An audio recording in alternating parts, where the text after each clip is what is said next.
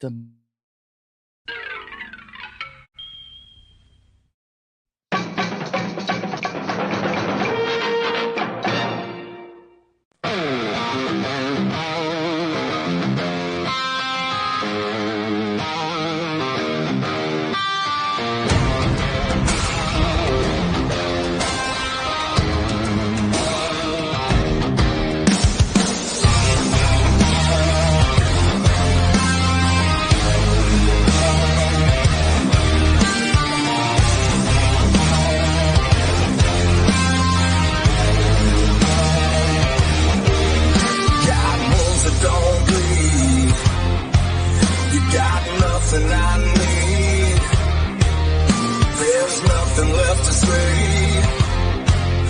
Just no other way.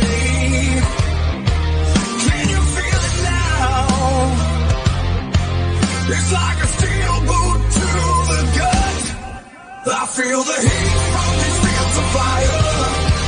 I hear the screeching of burning tires. I don't care how long it takes. I ain't never gonna break. I got a 5.56 that'll leave you rattled. Yeah, I got That's five, it, and five, I'm not six. telling anything more about that ever again. Yeah. Look, man, I got to tell you, I'm never ready for your sex talks on Monday morning. I know. That's what I do it. The mighty Gert is unprepared. I am What ill-prepared. did I step into here? Ill-prepared. Well, I was doing some practicing. Oh, God. Why throwing my spot? Thank you. Jesus, somebody's thirsty today. I told you, don't start your shit with her. She will fucking finish it. Yes, I will. So, yeah, yep. I'm assuming Pope's not going to be here because he was 3 sheets to the wind the last time I talked to him last night. Yeah. What? Yeah. I have never heard something like Just that. a little. You know, I don't want to say he was hammered, but he was like one of those Home Depot commercials. You need to get a hat for him with Mjolnir point down and embroidered in it. Actually, I don't think he was that bad last night. He, but there was a lot of booze last night on Christian's show, and I started thinking, well, this reminds me when I go out drinking with my friends and I don't drink because I'm the designated driver, and how much fun that is. I was fixing to say, I've got to go watch that show now after talking to Christian this morning, because I saw that you were on there and I was like, oh man, this is probably glorious. Just it was Gary on it, probably great. This is the most fun when you look. There is something so much fun about going on a live stream with somebody who's already like boozing, and they don't fucking hear you. They just start talking. Yeah. And you're like, and I interrupted a couple. Like, Christian was trying to say something, guys. Right? Go ahead. All of a sudden you start directing the show, right? Yeah. I was trying to, because Christian was trying to talk, and I could see he was getting a little exasperated, and he didn't feel well last night. Yeah. And but we I went another hour and a half with him, I think, and we talked a little bit. I went into some stuff because even though I'm not the most knowledgeable guy with Bob Seger, I was alive in those days and listened to that music when it was right. coming out. We heard it firsthand when it came out. Yeah. And I do like Bob Seger, but I think I was pretty succinct when I said that Bob Seger is a bar band. Yes. He couldn't understand why he couldn't become more than that. He couldn't. I think it frustrated him. And that's why he, did so many albums all the way up until recently. And it's like, you're never going to be relevant the way you want to be relevant. Never going to happen. You don't do that kind of music. And I said, the best way to describe him is when you hear a Bob Seger song, you should remember every fucking regret you ever made, mistake. Oh, that is not a solid selling point, my friend. Well, I think it is, because I like my regrets. I have a lot of regrets, you and I'm like, be who you are without them. Yeah, absolutely, man. Yeah, but it's I don't. Like, I was supposed to be on that show, and for reasons of my own, I wasn't. But I got to tell you, It I wasn't love gay Bob enough for Seger you. because he's a good storyteller, and he's not a great singer. He's not, but his lyrics are really good, and I whenever his class of music, I always think of him and John Cougar Mellencamp in the same fucking breath because I'm not a big they're not fan the of John greatest Cougar guys in the Mellencamp world, at but they are all. good at what they do. I think good Bob Seger is a better songwriter. Yes, absolutely. John Cougar. But you understand what I'm saying? It's Americana. When I think of Bob Seger, I think American fucking bar music. That's when I think of John Cougar, I think of a fucking cunt. I cannot stand that guy. He thinks he's way smarter than he is with his lyrics. He's one of the worst lyricists in the world. Yeah. And he wants to be Bob Seger. Yeah. He never will be. Bob Seger is more relevant as a bar band than Cougar ever dreamt of being. Yeah. And when I say that he's a cunt, I mean that it's his general attitude. He's a fucking he thinks he's asshole. Better than he is. And Bob is always striving to be better, and he just feels like he doesn't. I'm for the farmer, but then politically I disrespect the farmer's political choices. Right. But I'm for the farmer, but against his politics. Mm-hmm. Bob, my favorite song Bob's ever done is "Turn the Page," and that song right there screams being on the road. It's a trucker song, man. Yeah, Turn the Page got brought up a couple times last night. Mm-hmm. And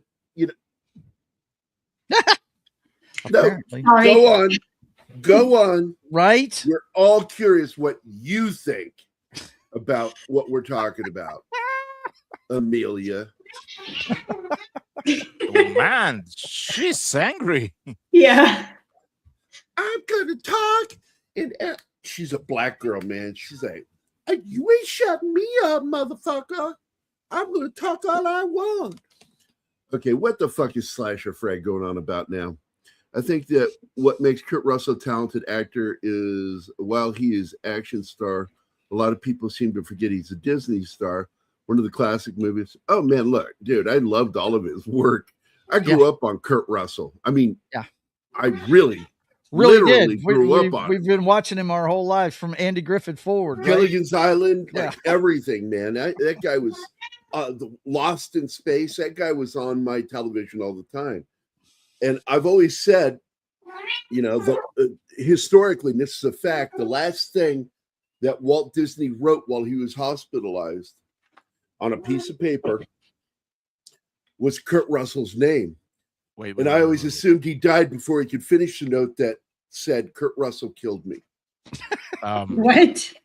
Wait, did you say that Kurt Russell wasn't Lost in Space? Yeah. Yeah, he was on Lost in Space. He had an episode or two. No, I think it was one episode. One episode, yeah. Damn. Same thing with Gilligan's Island.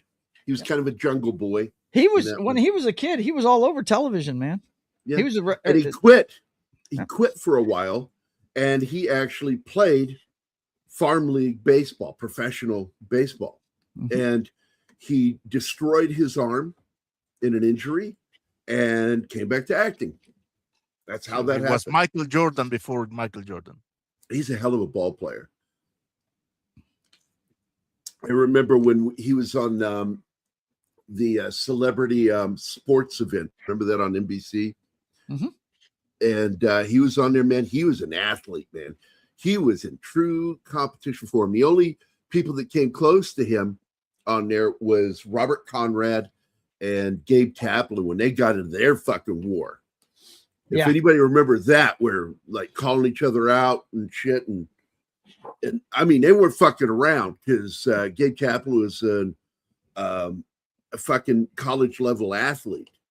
And Robert Conrad was just like, I can fucking beat any man's ass. He had your typical short man testosterone junior. Yeah. He was a brawler. He was a tough guy.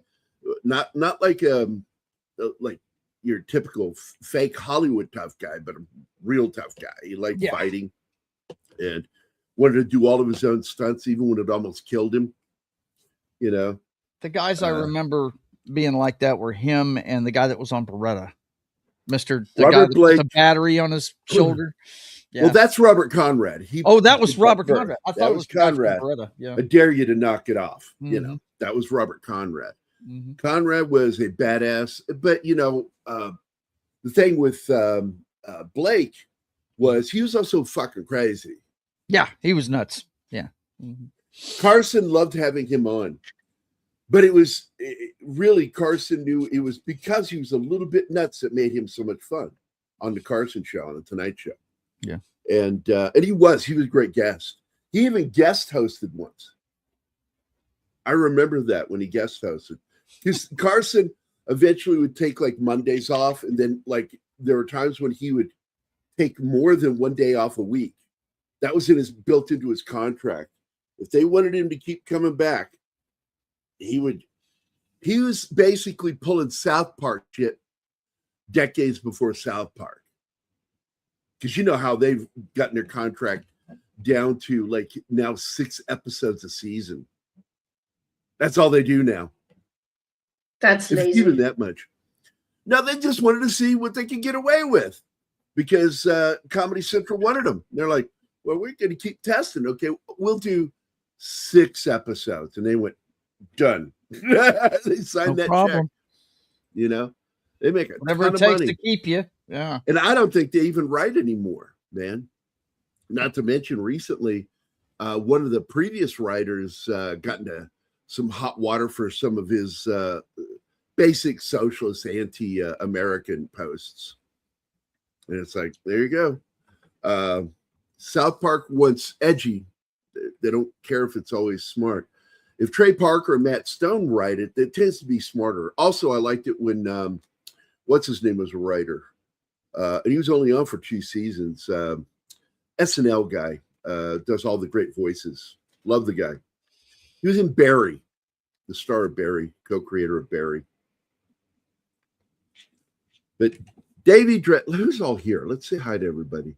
We got Snortopus was first one in the house. There he is. And then comes Gambit. Gambit was after Snorty today. That's unusual. It happens. Nobody on the X and Rumble feeds yet. Let's see. What's this? Time for burnout. Take care. Oh, we'll see you later, Snort. Too early in the morning for you. Hey, look who's here this time. 11 Alpha's here. Good morning, my friend. And then, of course, James Jameson and my buddy Indy. And Slasher Fred, of course. I think that what makes Kurt Russell a talented actor, yeah, absolutely. We talked about that a second ago. I fucking loved my childhood growing up with some of the people we had. John Cougar is a wannabe Bruce Springsteen. Even Bruce Springsteen's a wannabe Bruce Springsteen. Yeah. Like when you get down to the bare knuckles of what his songs are really about, he's also a fucking pussy. Yeah. Like, what has he ever done, really? Everybody thought that his movie with the guy from The Bear in it was going to be so good and everything. I was like, look, people are tired of Bruce Springsteen. He pissed off. Yeah, he's pissed off way too many people. Americans. Yeah. Mm-hmm. You know, it's like, we don't want to fucking watch your movie, dickhead. He was supposed to be the next Elvis, man. And the one thing I can say about the guy is he turned down one of the most lucrative recording contracts. Well, he pissed off so many fucking American veterans. Mm-hmm. When he says, well, that song, what's that one? Born in the USA is not about what you think it is. You guys think it's about, pride in America. It's not. It's about shame. And I'm like, well, you just lost your fucking veteran audience. Yep. Well done, Bruce. You're ranking right up there with Hanoi Jane, buddy. Way to go. Good. That's good all job. he is. Yeah. He's a Hanoi Jane that does music. And it's like, fuck you, man. I don't think he gives 2 shits about actual veterans because, his politics that he espouses and the disrespect he throws at anybody that doesn't agree with him, most of those people are fucking veterans. Yep. So fuck him. Kurt Russell is absolutely one of the most watchable actors. And when you watch, this guy grew up in two worlds. He grew up in the sports world because his dad was a baseball guy, but he also was into acting, his dad. And so Kurt, one of his first gigs was to kick Elvis Presley in the shin. He got paid. And what's funny is the character he plays gets paid to kick Elvis Presley in the shin. So he was literally paid and figuratively paid to kick Elvis in the shin. And he developed great friendships with a lot of it. Charles Bronson. He gave Charles Bronson, I think it was a pocket knife. And he didn't know how to take it. He was like really quiet when Kurt gave it to him. And he left. And then later asked for him to visit him at his trailer. And when Charles Bronson asks a boy to visit him in his trailer, you can trust ain't nothing weird going to be happening. Nothing weird's going on there, yeah. No. Bronson invited him all to about the opposite sex and grown-ups at that. Yes, he's not into young girls. No. And he was just a normal red-blooded American. Yep. And oddly, didn't speak English until he was 7 or 8. Because they spoke, what was it, Latvian anima, you found out? Was he Latvian? You looked it up one day. I forgot. Well, anyway, he didn't speak English, and he worked in a coal mine as a kid. And just a real fucking tough dude. And served in the military. He was, as I recall it, either a waist or tail gunner on a B-17. And saw a lot of combat. And the guy was very soft-spoken, like Mike Tyson level. Like, he didn't have the most masculine voice in the world. Hey, you doing there? Hey, you doing there? You doing like this? Down here. Don't make me have to kick your fucking forehead in, mister. Where he talked. I fucking loved his accent. And Bronson, man, you don't get much more ballsy. He took Ducky's woman away from him and made Ducky like it. Hello? You don't get more fucked up stories than I thought George Harrison and Eric Clapton's friendship over, and they were both stealing the same woman from each other, like, and writing songs about her. Layla, what's the one, beautiful one that you always liked, Anima, that George Harrison wrote about her? You brought it up one day while damn it, I can't remember the song that George Harrison wrote. That just a powerful song about the same woman. Battered bastards of baseball. I don't remember it. I'm sorry. You're bringing up shit that I said a year ago. No, this is like weeks ago. I think it was like at the beginning of this year. But hey, look, senility fucks with people in different ways. Kurt's father was killed in Bonanza about 10 times. 10 times. Lithuanian. Okay. Yeah, Lithuanian. Okay, so Lithuanian. Charles Bronson was a tail gunner in World War II. I said it was either waist gunner or tail gunner, but it was a dangerous fucking job. Yeah. Like, waist gunner is also very dangerous. Tail gunner is horrifying because you are physically isolated from everybody on that fucking plane. Yeah. And the most amazing story of a tail gunner was the guy who survived his 17 crash because he was cut off from the rest of the plane, and like one of those propeller plant things from trees, just helicoptered all the way to the ground and survived the crash. Wow. Was taken, I think he was taken prisoner or rescued by locals. I can't remember what happened to that guy. A crazy fucking story. Then there's also Roland the Headless Thompson guy. By the way, Mephisto is here. What's up, brother? Hi, Meph. Good morning. Spring. Look, man, my favorite song he ever wrote wasn't even performed by him. It was performed by, I think, the band America. And that's the one where we were like, for years as kids, like, what the fuck is he saying? Wrapped up like a douche? Yeah, right? and a roller in the night. What the fuck is he saying? What is he saying? What is that? Years later, it's wrapped up like a deuce. And I'm like, yeah, deuce. That just means turd. So that's even worse.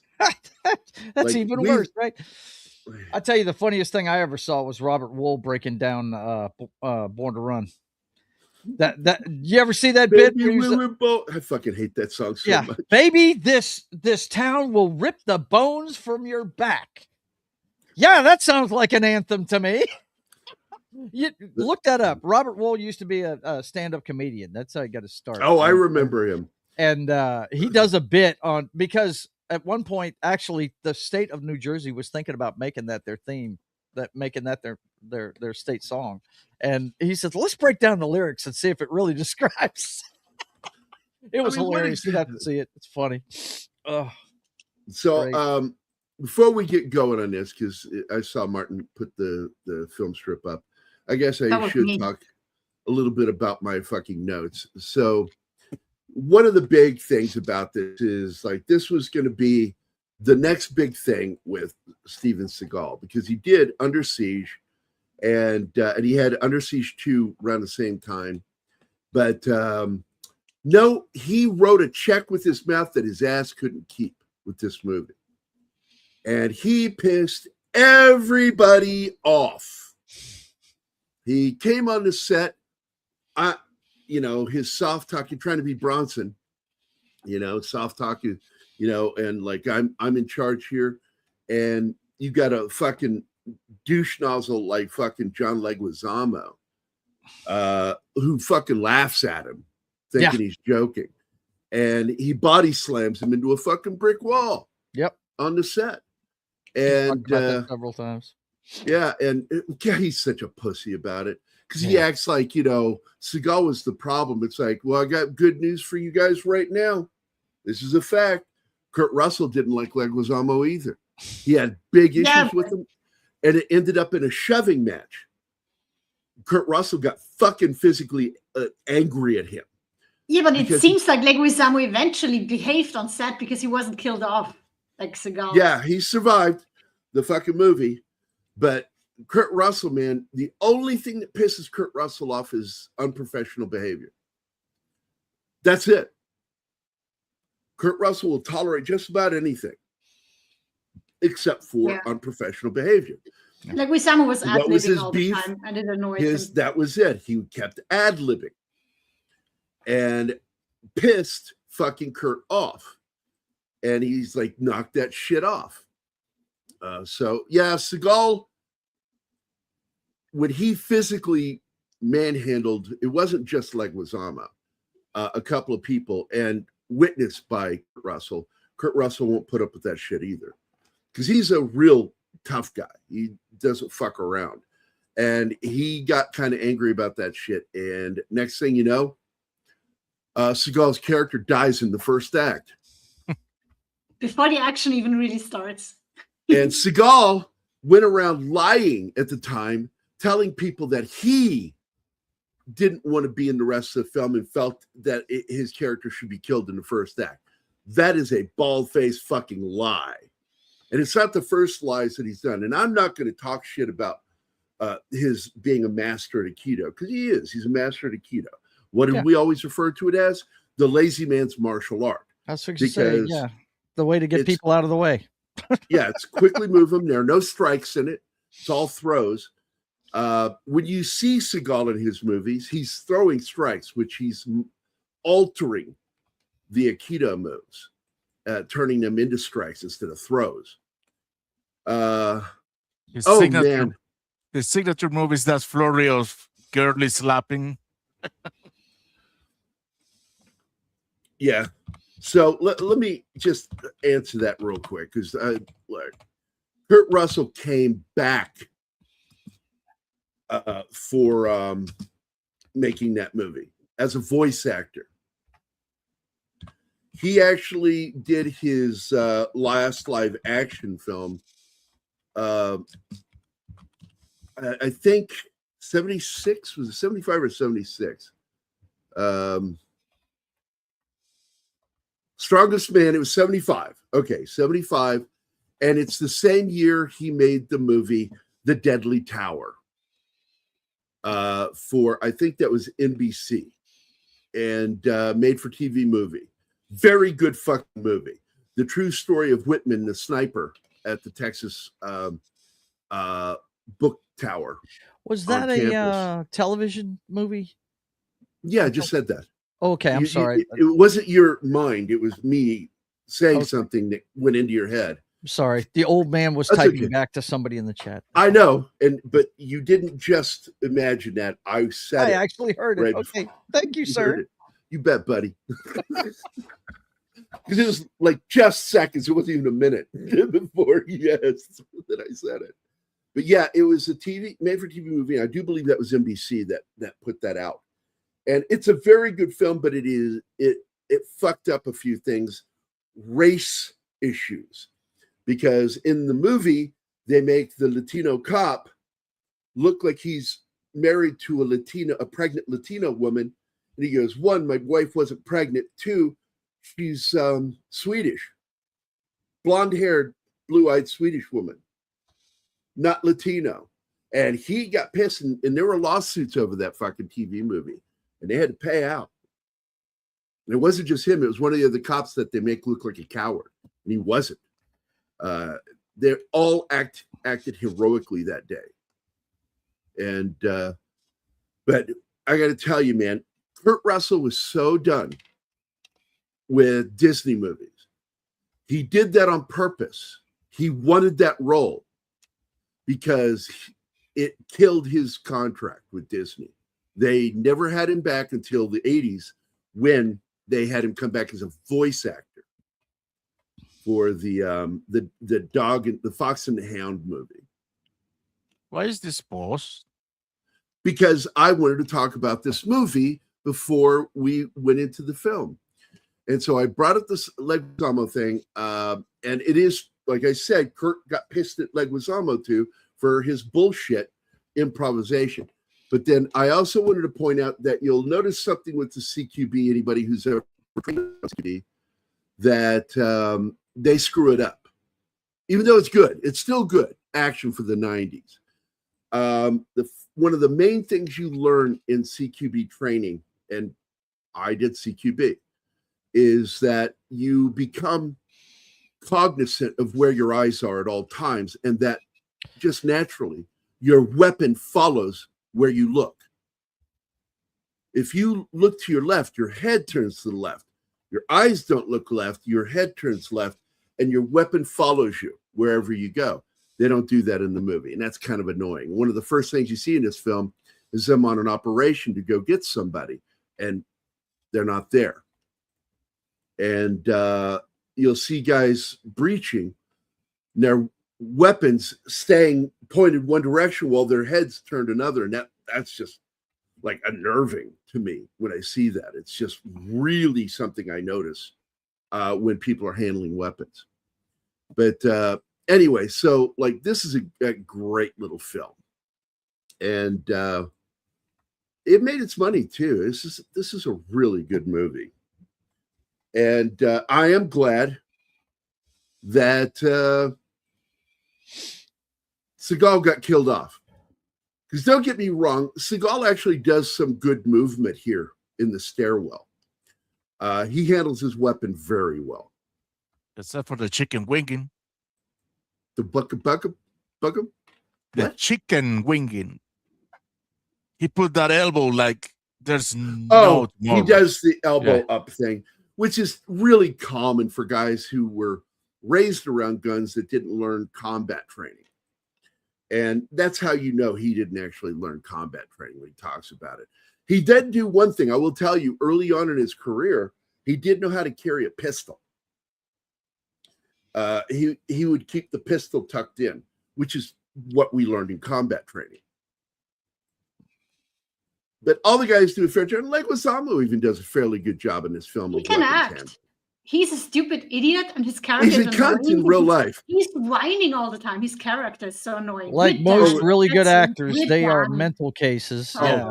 If you watch any interview with him, he tries to make himself sound like the cool guy. But if you really pay attention, he's a fucking whiny bitch. Yeah. He's an insecure and there's nothing dude. worse than whiny bitches. very insecure. Yep. He got lucky with John Wick. And because he's not a major character, I'll watch John Wick films with him in them. I'll watch movies where he's not a main character. If he's a minor character, I'll watch. If he's a main character, I'm not going to watch the movie. Like that South of the Border movie they made a few years back that everybody tells me is great. I'm like, no, he's the main hitman that's hunting everybody down and getting into gunfights. Not interested in watching him as a main character. I like Miss Spawn as the Violator. Yes, that you took that from my mouth, Joe. Yeah. Oh, gross. He's good in Tu Wong Fu too. I hope you washed your hands before you put them in his mouth, mister. And just like that, we lost Gary. Oh, man. Oh. And by the way, he was a pilot at this time. In fact, anytime you hear about the Phoenix Lights, that there was one report from a pilot, they always seem to not know who the pilot is. Well, guess who the pilot was that reported seeing the lights?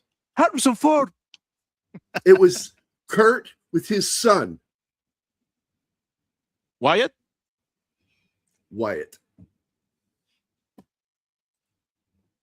Nice. Kurt was the pilot that reported seeing the lights.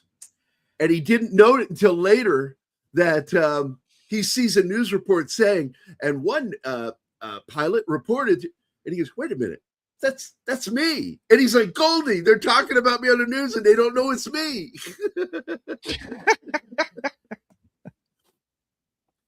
But he was a full-fledged pilot, man. He believes Kurt Russell's former brother-in-law. Because oh my God. Look what's yes, exactly. That's what I was laughing at. Yeah. Yes, he would have. And survived. Walked away from once. It. Yeah. Not once, but multiple times. And survived every single time. Yeah. Crashed in the middle of a fucking golf course. The miracle. Somebody didn't get hurt on that one. He did get injured in that one, though. I remember he got hospitalized for that one, but we're lucky nobody else got hurt. Yeah. Yeah, he needs to stop flying. So his lines in Indiana Jones were correct. Flying this, yes. Landing, not so much. No, not so much. My dad told me the story years ago, not sure what label it was with.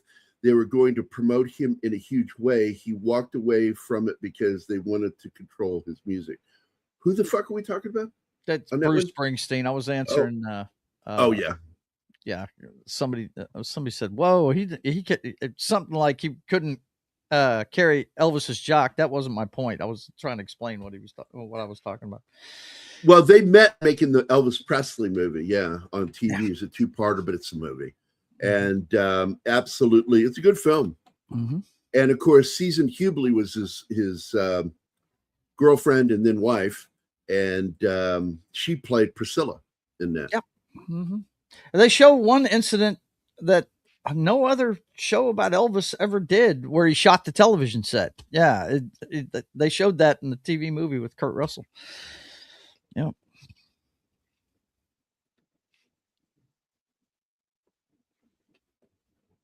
I love Backdraft. That's a great movie. That is. Have you ever done that one, Gary? Backdraft? No, it's this week. Is it fantastic? Wednesday. What day are you doing it? Wednesday. Oh, yes. Yeah, I'll be there. Yes. You're in the chat, and I put the thumbnails up for you guys to look at. Okay. So, cool. You are just the worst in chat. I don't live on social media. I apologize, guys. I don't either. There. I have a life. Yeah. You live on Twitter, Gary. No, Twitter is different because I do a lot of self-promotion and promotion. Who else is going to do it? What's combatives? What are we talking about there, Alpha? I didn't see you say anything. Looking. Assumption is the mother of all fuck-ups. That's true. Yeah, I don't know what you're talking about, buddy. I'm sorry. Hey. Yes, we have you. Yeah, well, in the middle of all of this, all I see is Bianchi. which I love. That's my favorite holster, is Bianchi holsters. Manrico Bianchini. Yeah, good luck with that. That's not that hard to say. Do they have a shot for that? Yeah, that's for you. Something. That's for you for being a dick. My mouse is hovering over kicking. Okay? Don't push me. There's been a breach. Whoa. Where? Oh, yeah. You just put it up. I didn't. I did. I have powers too, you know? Yeah. Okay. Won't say shit. No, James, I don't think David Carradine's in Backdraft. It's got a lot of great actors in it, but no, it's got higher ranking actors. I've always felt bad for David Carradine. He didn't get treated too well. Okay, here's for you, Alpha. Cowboy, check around and see if there's a back door. Okay, so you've got, of course, Kurt Russell. You got William Baldwin, who I just never liked him. Robert De Niro's in it. Donald Sutherland. Jennifer Jason Leigh is in it too. Scott Glenn is in it. Rebecca De Mornay is in it, as well as one of my favorite, supporting actors is J.T. Walsh, who died way too soon. He's in 3 fucking movies in the 90s that just launched his career. He was taken off and then he fucking dies in his 50s. J.T. Walsh is a great fucking actor, man. He also has the best thing said to him in the film by a shitty actor, William Baldwin. He says, "You see that red indicator light in the corner blinking? It's telling you your career something is coming to an end or something." That guy. Okay. Yeah, he was really good at playing a prick. He really oh my God, man. Nobody could play a prick asshole like J.T. Walsh. Oh my God. His character, he is Colonel Jessup's second in command at the Marine base in A Few Good Men. And he comes there with the evidence that they need. He goes, "I'm giving you, we need you to, we're going to put you up in a hotel, keep you in witness protection, and you need to be one of our witnesses." And he goes to that hotel room and tops himself with a 45. Like, "No, I'm not doing this. That's my best friend. I've already destroyed his career by telling you what I told you."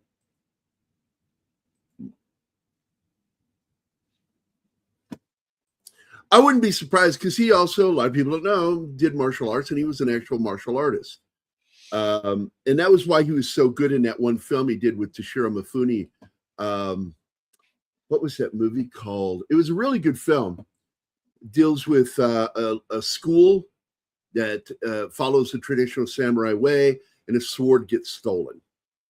And it's because of him, Scott Glenn's character. And he ends up studying under Toshiro Mifune as his act of contrition for what he was involved with. Kurt Russell looking all handsome in this movie. And it's like the first thing they want to show you is he's about to get a girl and he gets a phone call and he has to go. And so he finally gets a girl at the end of the movie. And I'm a big Scott Glenn fan. I love the guy. He was perfect as Stick in the Daredevil. Yeah, he's series. great as Stick in the Daredevil, the Fox Daredevil universe. Yeah. Another one with J.T. Walsh is Breakdown, in a very good film. What's the Jennifer Garner movie, Elektra? Isn't she? Oh, terrible movie there too, right? Yeah. It was a terrible movie though. Terrible. I know, terrible but movie. Hey, even bad movies have good things about them.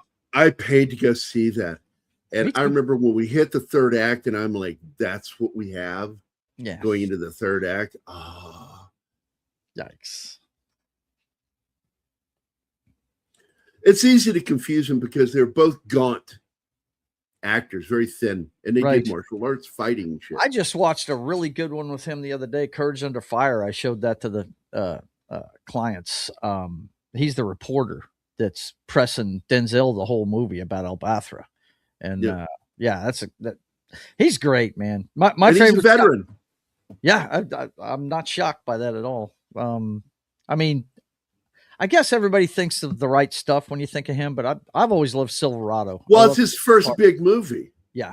Mm-hmm. That's what launched his career, that movie. Yeah. I like anyway, Silverado. Do you know what branch he served in? Anybody? No. United States Marine Corps. Wow, he's a Marine. Cool. He served in 62, I think is when he went in. Like before Vietnam.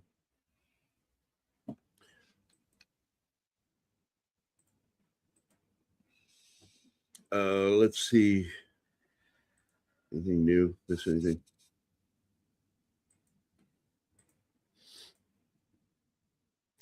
But Breakdown's a really good film. Now, getting back to this flick, I fucking love this movie. It's got a great setup. You meet the team first, the special ops team, and I can't remember though what the fuck they were. What branch? I can't even remember. All I know is they're wearing classic commando black. They liked MP5s. It just says Special Forces on Wikipedia. They don't specify. That makes sense. There's nothing but Army guys everywhere in this flick, so that's not surprising. And they fuck up their mission because they're late. But of course they blame Kurt Russell's character for it because it was his intel. And you can tell that Russell and Seagal hated each other. That is not acted. That hatred, that's real. Yes, Seagal has nobody to blame but himself for his career trajectory. Yep. He didn't go out of his way to make friends. He belittled the only time, here. Hey, Connie. he always got physical with people that he didn't respect, and that's not a good way to be. Not if you're going to be an actor.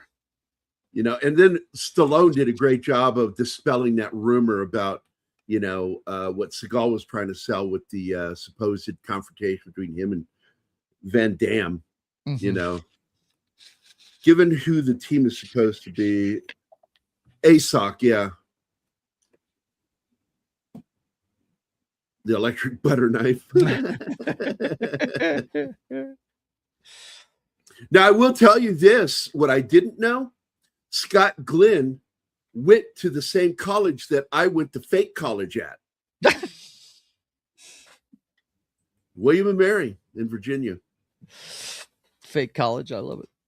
Yeah, never attended a class, but you were there. Never attended a class, never paid a dime. Did you live on Frat Row, man? Is that where you lived? No, I lived in the dormitory, James Blair Terrace. It's torn down now. They tore both those buildings. They used to be the housing for the medical staff at Eastern State Mental Institution. And the place has a creepy vibe to it. Like, I'm like, man, I've never seen a ghost in here, never heard anything, but there's some fucked up shit in there. There's some fucked up juju in that building. And speaking of fucked up shit, you have this.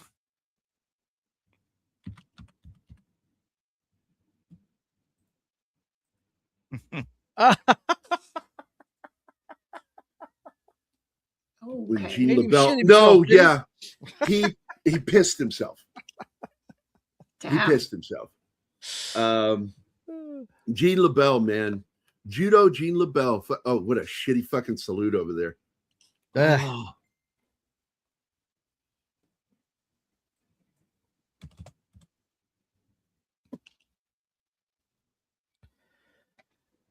He's in Apocalypse Now? Really? Wow. Yes, he I is. haven't watched that movie in a long time, though.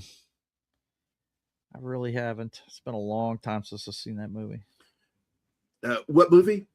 Apocalypse Now. I haven't watched it. I'm just fucking with you. I was pretending to be you after you said something and acting like I didn't hear it. Oh, okay. Maybe I'm getting too old for this. I don't know. I'm getting too old for this shit.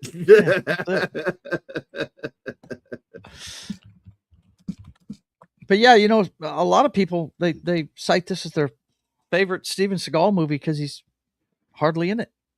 Yeah. His last line is, "You will."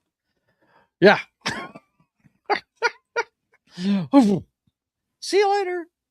And this is you had two movies that involved a stealth fighter or stealth bomber. You had, of course, Broken Arrow in this film, with two major films in the 90s to kind of show off our stealth technology in a movie, which I liked. Yeah, it's very cool. Yeah, he's absolutely in the film. And I love the film Apocalypse Now. I don't consider it, people go, "Oh, it's a really good depiction of Vietnam." No, it's really not. No, it's not.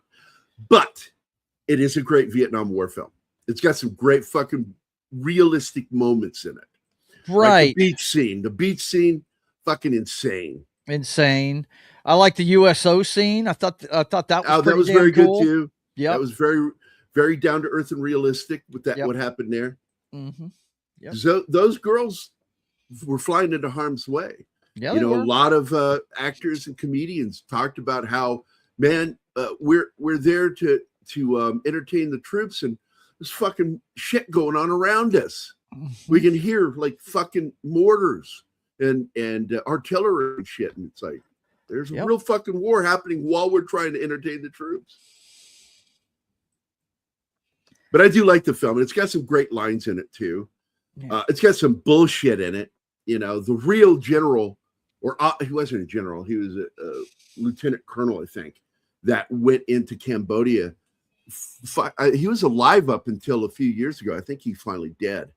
That guy was a hero. He wasn't a fucking detached fucking psycho. Right, crazy person. That's all out of fucking, Francis Ford Coppola's head, because he wanted to make a story that, do an adaptation of Heart of Darkness by Joseph Conrad, which is a great fucking book.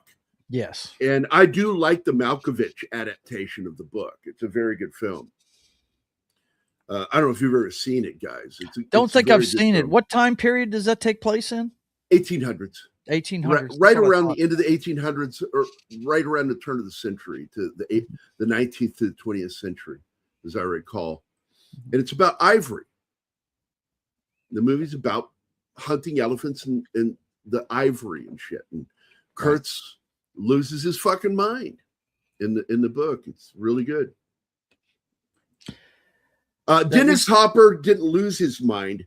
He used way too much fucking mind-altering drugs while shooting. Yes. To where he wasn't really there anymore. Were you working with Dennis Hopper? I'm not sure. Some of the people said that worked with him. Sometimes it seemed like Dennis, and sometimes it didn't.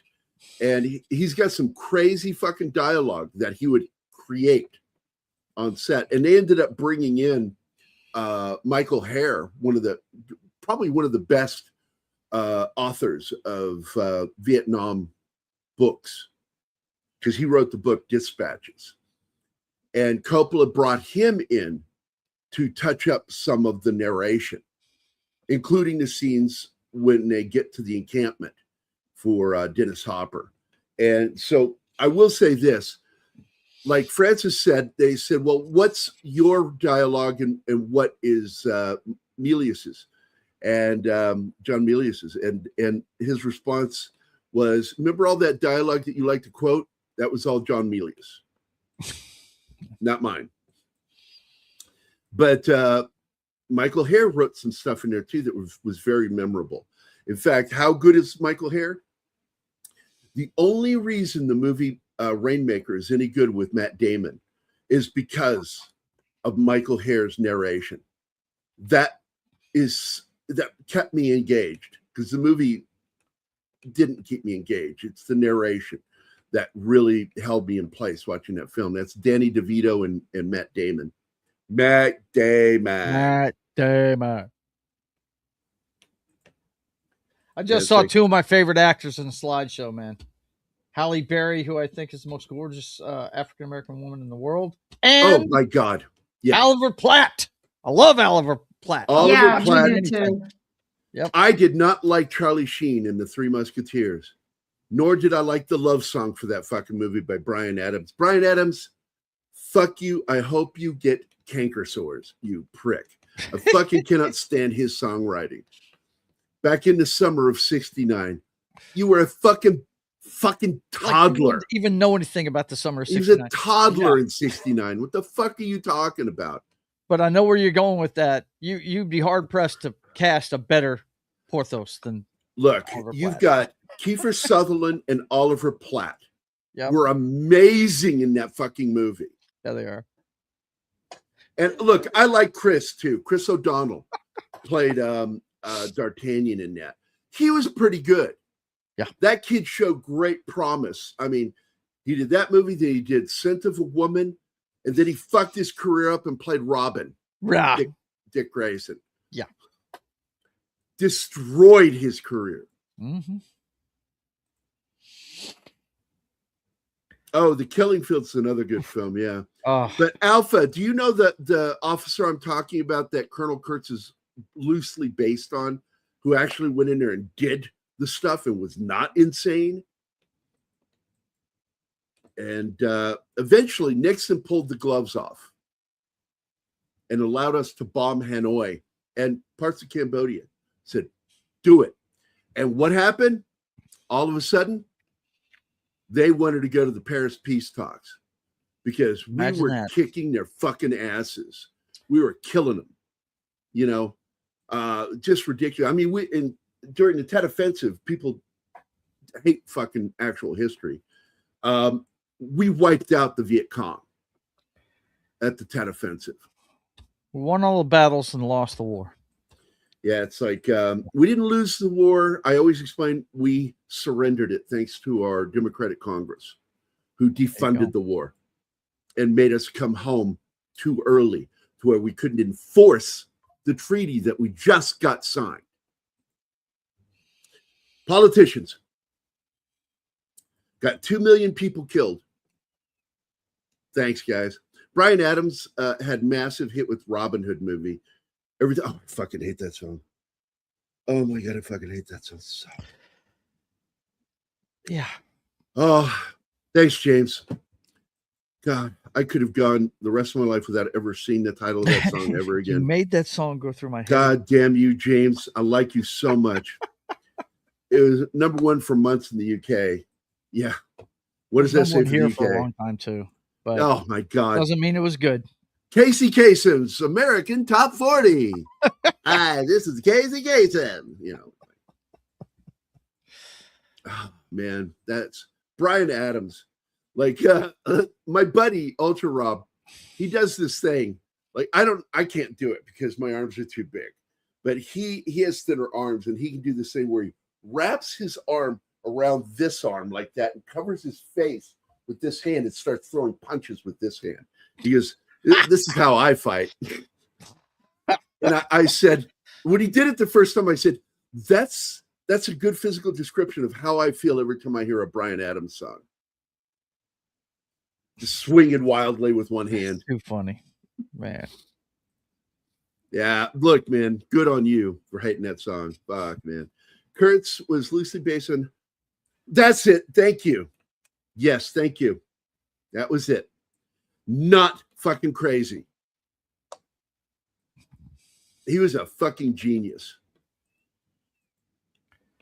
They were going up there and killing targets, you know, and they're trying to cut off the supply chain. And they did. They did a fairly good job. And then when Nixon got in and pulled the gloves off and started letting us bomb, that was it. The supply chain was cut off.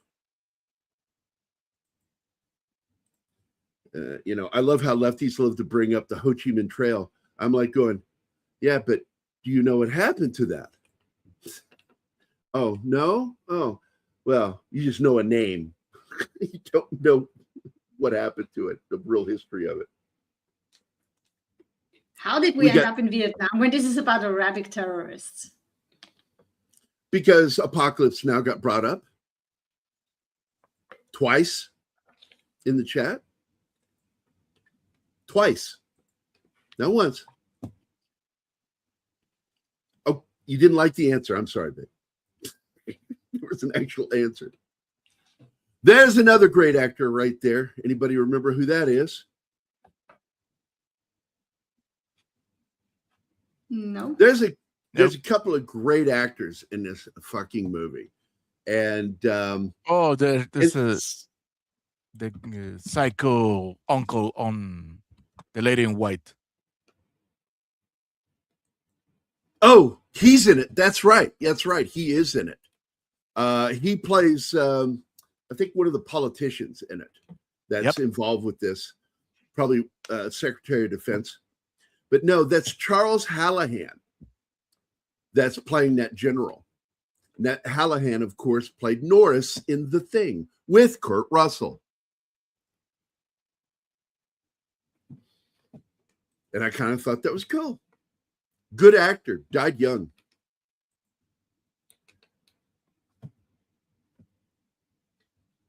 But the guy that played, what is his name? God, he was in like Westerns and shit all the way back in the day. Was that The Lady in White or Lady in White? Frank's movie. It's Woman in White. Woman in White. There we go. No, it's Lady in White. Lady in White, yeah. Yeah, there we go. It's got Lynn Carew. And man, he was in Star Trek Next Gen. Very good actor, man. Is he still with us? I'm going to go look right now. Yep. Still acting, man. It says still active as an actor. 86 fucking years old. That guy's been playing an old white-haired guy since the 90s. Well, some are born to play that. Yeah, because they go white early. Go gray. Kurtz was loose. Yeah, okay. Wow, chat's quiet today. What's going on? I hope it's not YouTube fucking up again. Yeah, it's like I'm not used to it being the last comment still there from 10:53, and it's been a few minutes. Yeah. Are you guys having any trouble with chat? Or are you just we only have today? 12 people watching, so it's just a small crowd today. Now, there's another actor I like is David Suchet. He is famous for playing Poirot on the TV series, the BBC series. And he's, in my mind, he's the perfect Poirot because he really, really looks the part. And the guy is a master of accents, too.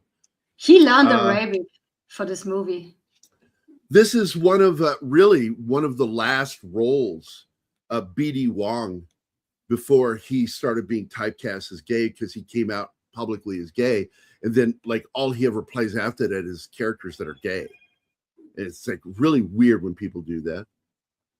Yeah. And by the way, Whip Hughley is really a good fucking actor, but he can't salute worth a shit. You've also got Mary Ellen Trainor in this from the Lethal Weapon films. And of course, she is married to one of the top Hollywood directors of that period. I'm just forgetting his name right now. Robert Zemeckis, Bob Zemeckis. It's her husband. And the minute she gets that gift, which is the cake topper for her wedding cake, I'm like, yeah, she's dead. Yeah. I was like, oh, she's gonna die. But I can't remember. Did she die? I can't remember. Yeah. It's like, don't ever have plans as a character in a movie like this because you're going to die. When Halle Berry's character finds her in that downstairs area, she's clearly dead. You can tell by her reaction. Yeah, it really sucks. Marla Maples. Broken or something. Everybody remembers Marla Maples. She's in this. And of course, like I brought up, J.T. Walsh, one of my favorite actors, is in this. Andreas Katsoulas is in this too. Another fucking actor I love. He's been on both Babylon 5 and Star Trek Next Generation.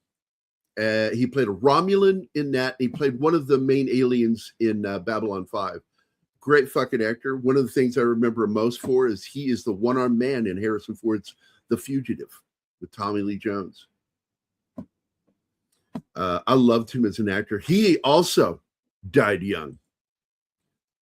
He and J.T. Walsh both died right when their careers were really taking off. That sucks. And of course, like we brought it up before, Oliver Platt is so good in this film. But another actor who I felt should have had a bigger role in this is Joe Morton. I've been a fan of Joe Morton since he did a little film called Brother from Another Planet. Brother from Another Planet is a great fucking sci-fi film by, I think, John Sayles that directed that? Anybody on here want to help me with that one? Oh, Morton is the one who breaks a vertebrae and has to be in his back. Yeah, Morton is, yeah. Cappy. One of his in his C-spine, so he's got a neck fracture in this film. But yes, John Sayles. I just looked it up. So John Sayles directed that film. Love that movie, Brother from Another Planet. That movie came out in 1984, and I've been a fan of Joe Morton since 1984. I love that movie. Keith is a big fan of that movie too. We've talked about it. And of course, the name I hate to mention that's in this is John Leguizamo, that fucking cunt. He's actually good in the movie. I can hate the guy. Well, his character is annoying. Well, he's whining all the time. All the time, yeah. That's it. Yeah, we're done. We're dead. Like, yeah. shut the fuck what up did we say? yourself. What did we say? He's Shinatsky. Yeah. We'll never make it. We'll never survive. We're all doomed. Doom and gloom. Yeah, he really gets annoying. Oliver. But he can act. Never... You have to give him that. David Suchet is an amazing actor. I wholly agree with you. That guy can play anything. Yeah, he's really good. His accents, and he'll do them. I've seen him in interviews. He will go into an accent that I'm sitting there going, I've been to those places, and that's the accent. He nails it. He's a master of accents. I think his best accent is English. No, he's actually English. So that was a joke. Well, he must be the product of a genetic experiment, like in twins, between the DNA of Omar Sharif, in Sean Connery, and Michael Ironside. Right. He's a mashup of all three. But I mean, people remember him as the villain, you know, a lot of things. And by the way, does anybody remember who Kurt Russell's Grant character works for? And I'm going to tell you right now, the scariest fucking organization in the world. They scare me. They scare the shit out of me. The UN Security Council? Oh no. No, they're a private think tank. DARPA. Oh shit. Oh, okay. That's who he works for. Woo. DARPA. If you're not scared of DARPA, you don't know enough. Well, they gave us the internet, so you know they are years ahead of us in technology at DARPA. Even than our military, and that's the thing that scares me. How do you watch over something when they are more advanced than your intelligence and your military? Just, I want you to think about that for a while. Who watches the watchers? That's what I say with DARPA. DARPA scares the shit out of me. It should. It should. It's the mad scientists. Yep. Yeah. And of course, Kurt Russell works for DARPA in this movie. Yeah.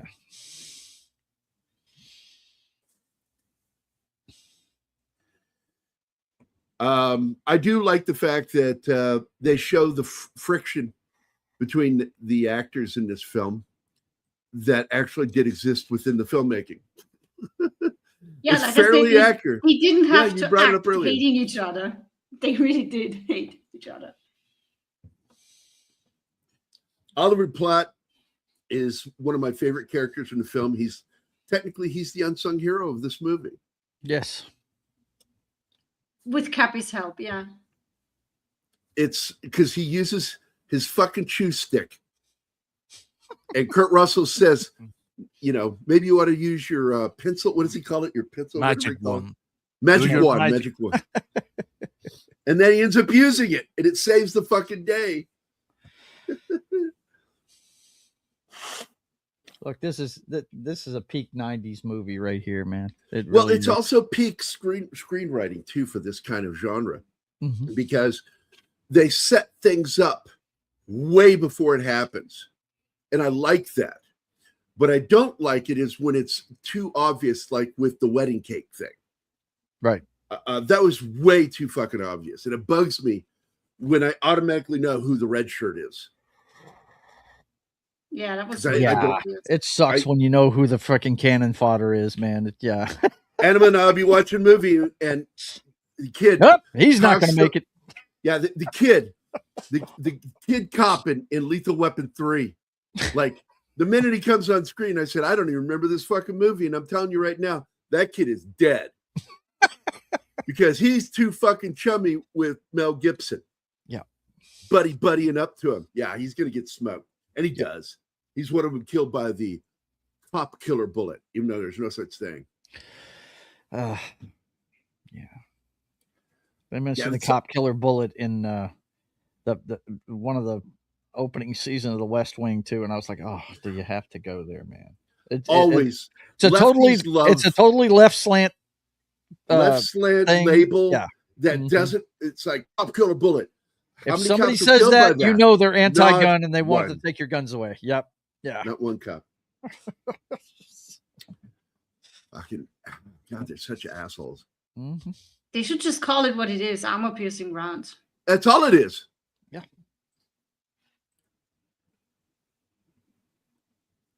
They're not built to kill cops. They were built for warfare to get through armor. Yep.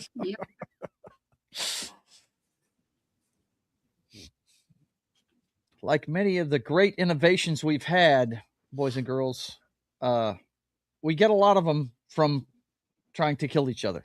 Frickin', we would have never gone to the moon if it hadn't been for German rocket technology. I mean, it's. And also, it's because of things like that, like you just talked about. It's if not for the Department of Defense and NASA, we wouldn't have some of the cool shit. A lot of people don't know the microwave oven. Yeah. Discovered by accident.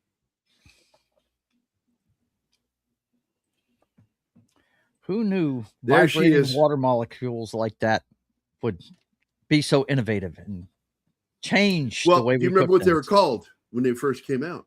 No. Radar range. Radar range. That's it. Yeah. You're right. Range That's ovens. what they were called. Yeah. Because that's where it came from. Yeah. They were from the vents. Like a guy sat his lunch is what we heard. Sat his lunch next to the vent system of the thing. I don't know if that's true. I'm always assumed that's bullshit because I served in the military and you don't have your fucking food near your workstation in the military. No. But that's the story we got told, that this guy, and it cooked the food, burned the food. That girl is so gorgeous. Yeah, she's almost too really beautiful. And I mean, I'm glad because there's 2 movies we watched in the last few days with her, because she's also in another movie that we just watched. Bruce Willis. Yeah, but she's only in it to be killed. I just said that because she's got 2 scenes. The scene where she's all fucking hot doing her dance and flirting, and then walking outside and getting shot. Getting blown over a top of a car. Yeah. Whoa. Man, I'm telling you, she had a lot of squibs on her, and I bet you some of those hurt. Yeah, right? Wow. If you've ever had squibs on you, some of them hurt. They are explosives. They're minor charges. If you don't have the right padding. I actually said when her first scene came on, I hope they let her live a little longer in this movie because I like her. My favorite movie with her in it, though, is Swordfish. And it's not because of, the topless scene. I just dig her in that movie. She's awesome trying to get oh God, I'm having a senior moment. Wolverine, Hugh Jackman, getting his character to come along for the ride. Say it correctly. Gotta say it correctly. Huge Ackman. Yeah. Yeah. There you go. Nice. I gotta tell you, Suchet has like the coolest looking fucking eyebrows. Like, there's something about actors with fucking thick eyebrows. Sean Connery, David Suchet, and the Scottish actor that played Doctor Who for a short bit, the older guy. He's British, isn't he? 2011. He's Scottish. Suchet? He's Scottish. Oh, David Suchet is the English, yeah. Yeah, that's what I thought. He's English. While the other actor that played Doctor Who, the last good Doctor Who, was a Scottish actor, and he makes fun of his own eyebrows. He sees his reflection in a puddle, and he goes, and what's with the angry eyebrows? There he is. Good actor right there, David Carreyrou. Another actor right there on the right. Fuck, man. He plays a Navy admiral. Great fucking, and I said that to Animal while watching this. I said, what's amazing about this movie? Yeah, Peter Capaldi. Thank you, Connie. Hi, Connie. Connie Cleary.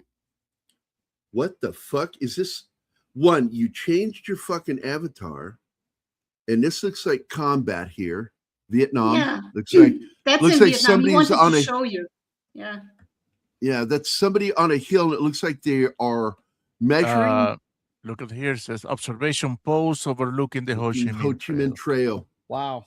Great picture, dude. Great picture. You go, Thanks, Alpha. man. Way to come up with the deep cut, bro. Wow. That's I cool. always expect him, like, because I know stuff, but I know because of what he's done as a historian that he's going to know what I'm talking about and correct me. Yeah. Right? Because I have an education, but my education is one of those dangerous ones where I know just enough to get me in trouble. Yeah, I said that all the time about my martial arts background. You know, I took friggin' oh yeah, you're an orange belt. No, I wasn't any kind of belt. I only took it. No, for that's what we refer to him as, because I Yeah. started in Ishinru, and somebody asked me who's the most dangerous, yellow or orange. I said orange, and they said why? Probably I doesn't said because exist. they've learned some technique, Yeah. but they don't have control, and that's how I got put in the hospital the first time. I learned. I had a guy. We were sparring outside, and everybody was told take it easy, no gear. We had no gear on. We were light sparring outside, and all we had was one street lamp. This guy did a spinning back kick on me, and I couldn't see it because it was so wild. Because he threw hands first, and then that back kick came, and it came up in his toenail, big fat toenail, for his thumb toenail, and it scraped my eyeball because I don't blink. Gosh, that's painful, dude. Yeah. Oof. If you ever I scraped see. your eye, that's not fun. Oh, No, they put the dye in my eye to see, and they showed me with a mirror. Yeah, Yeah. you've got a lot. Doctor, again, this is a Korean doctor that worked the ER at Mary Washington Hospital in Fredericksburg, Virginia. He goes, oh yeah, you got scrape here. Look, see all that yellow? That's from his toenail. And I'm like, is this supposed to make me feel good? Are you supposed to be showing me that? I don't want to see this. And I had to wear a patch for a while for that shit. I'm sure you did. Yeah. Sparring horror stories, especially as soon as you said no gear, I was like, oh shit. Because I got kicked in the crotch and lifted about 6 inches off the ground when So Alpha me and a does the buddy same were doing thing. that. Oh, Good Lord. absolutely. Oof. Alpha says here, I say that sometimes about foreign languages. I know just enough to talk me into trouble, not enough to talk me out of it. Yeah, what I was trying to say earlier, I learned the forms of Shaolin Kung Fu. I had a good friend of mine in the bar business that was he was a sifu. He was a teacher, and I went simply because one of my employees, when I was an assistant manager, wanted to know a good place to take martial arts, and I just called him up and I went with the guy, and I learned just enough to get my ass kicked. Yeah, you know, to make me think I knew what I was doing. No. That's how it works, man. You got to go all the way with that stuff if you really want to learn it. You can't half-ass it. That's for sure. Yeah. All right, here we go. More fucking rumors today. Uh-oh. Arnold Schwarzenegger says Christopher McQuarrie behind latest attempt at King Conan movie teases Return to Predator and Commando. I'm good with all of that. Lewis isn't Lewis Carter. I could care less, he says, but I think that we're a decade too late because Amazon and Netflix both had a shot at doing King Conan. Yeah. And they balked at it. Amazon, because the feminist showrunner for Amazon, the person who greenlit things, said, no, it's too masculine. Oh my God. Seriously? And they would not allow her to change stuff and make it feminine. No feminist crap. It's going to be a straightforward Conan story. Greenlight it or don't. And she balked at it. And that's why she has so much fucking hatred, because the shit she didn't greenlight. Have you watched the Jason Momoa Conan movie? Oh boy. I've never watched what you've done. No, I'm not doing anything. I'm asking a question. No, it's not his fault. No, it's not. I just, oh my God. My review for that, I say it, like, I'll just repeat it. I said, it's like it was written by a bunch of 10-year-olds writing what they think grown men talk like. That's what that movie is. Also, look, man, Conan is a man of few words in the books, in the movies, for a reason, because he's a warrior. He lets his fists and his knives and swords talk for him. When he does speak, shut the fuck up and listen, because it's something important. That's why Arnold was perfectly cast in the original. Yeah.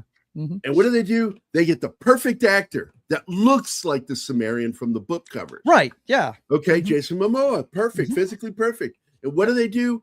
They have him riding around on a horse, talking like a 16-year-old on prom night. So glad I didn't watch it. Thank you. Blathering all the fucking time. Oh my God, what a terrible fucking movie. The villain was shit. Oh yeah. That wasn't even a villain. Oh my God. It was like one of those TV shows that writes a villain that is so bad that it doesn't get greenlit past the pilot. That's the movie. You're still waiting for the audience they're making this for, right? Nobody knows who that audience is. Yeah. I was just the slide before where they showed the inside of the plane. It just occurred to me, maybe we're just so intrigued with these adventure movies on an airplane because we're all, no matter how comfortable we are on planes, I love to fly. I think it's fun and stuff. But there is an element of danger every time you get in an airplane, you know, and maybe that's what enhances these kind of stories. What do you think, Gary? Yeah. But a friend once said, you're more chance of crashing in a car than an airplane. I said, I also have a better chance of surviving the crash. Yes, exactly. Than in an airplane. Most people don't survive plane crashes. Yeah. I'm terrified of flying, and I'm very tense watching movies like this. I love flying. There he is. Hear me out. Hold on. I was trying to point something out. Just point something out. This actor right there. That's all. Yeah. That's him. He's great too. Yeah. Okay, go ahead, Martin. You killed the momentum. But yes, no, he didn't. Go ahead. I only have Martin. a split second to fucking point something out. Yeah. And I didn't go on long. Fucking finish it. Wait. Speaking of actors, let me pause that. You see that bearded guy who's there? That's the guy that kidnaps Tony Stark. Oh, in Iron Man. Oh, wow. Yeah. Get out of town. That's a deep cut, Martin. A lot of pounds earlier. Oh, man. Oh, this guy, I freaking love him too. Well, what I was going to say, and I don't know how Anima's gonna take this. I love flying. I love flying during turbulence. Oh, well, you're an adrenaline junkie. Then. What's wrong with you? Yeah, it's obvious because you're an adrenaline junkie, buddy. No, because the turbulence gives you a better idea of the speed that what you're traveling. That's true. It's true. Yeah, but I don't want to know that. Because if you're on a plane, you want to go hauling ass. You have. Like I said, you're an adrenaline junkie, buddy. Most of I us just flew want over to get from visit point A to Gary. point B without anything going wrong. Yeah, We by the hit way, serious turbulence over the coast, and I hated it. It was so scary. It was very bumpy for like over an hour. Not fun. I've always wanted to do a mock video of that where it's like, Colin, what is the best in life?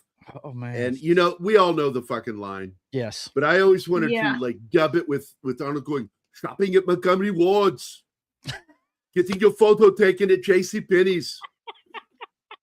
No, Olin Mills. No, JCPenney's used to have the big Photoshop back in the 80s. Yeah, I know they did. Yeah. I worked at the photo studio. That was one of my jobs back in the 80s. I worked as a 60-minute photo once. At Pretty what? interesting process. 60-minute photo where you get your film developed in an hour. Like, was that in a mall or was that out there? It was in a one of mall. those little Yeah. huts. It 'Cause was I in a like the mall. little photo huts, man. Yeah. I love those I photo really hope you weren't Robin Williams' character. No, I was not. No, that's creepy. No. I just put the film in there and got it done. I didn't need to get a magnifying glass out and see what was going on in people's lives. No, I didn't do anything creepy like that. No. Speaking of glasses and seeing what is happening on people's life, Gary, did you see that article that Chris shared on Facebook that Meta is the employees of Meta are watching the footage that they're smart glasses. Oh, yeah. What? Yeah. Yes. Yeah. The question that got asked is the important one. Like, why are you watching that? No, my question is, did you spec anything else? It's fucking Meta. Of course I want to look what you're looking at. That's They're the whole spying on you. point. Yeah, they're That's the spying whole on your point of the privacy. product. Yeah.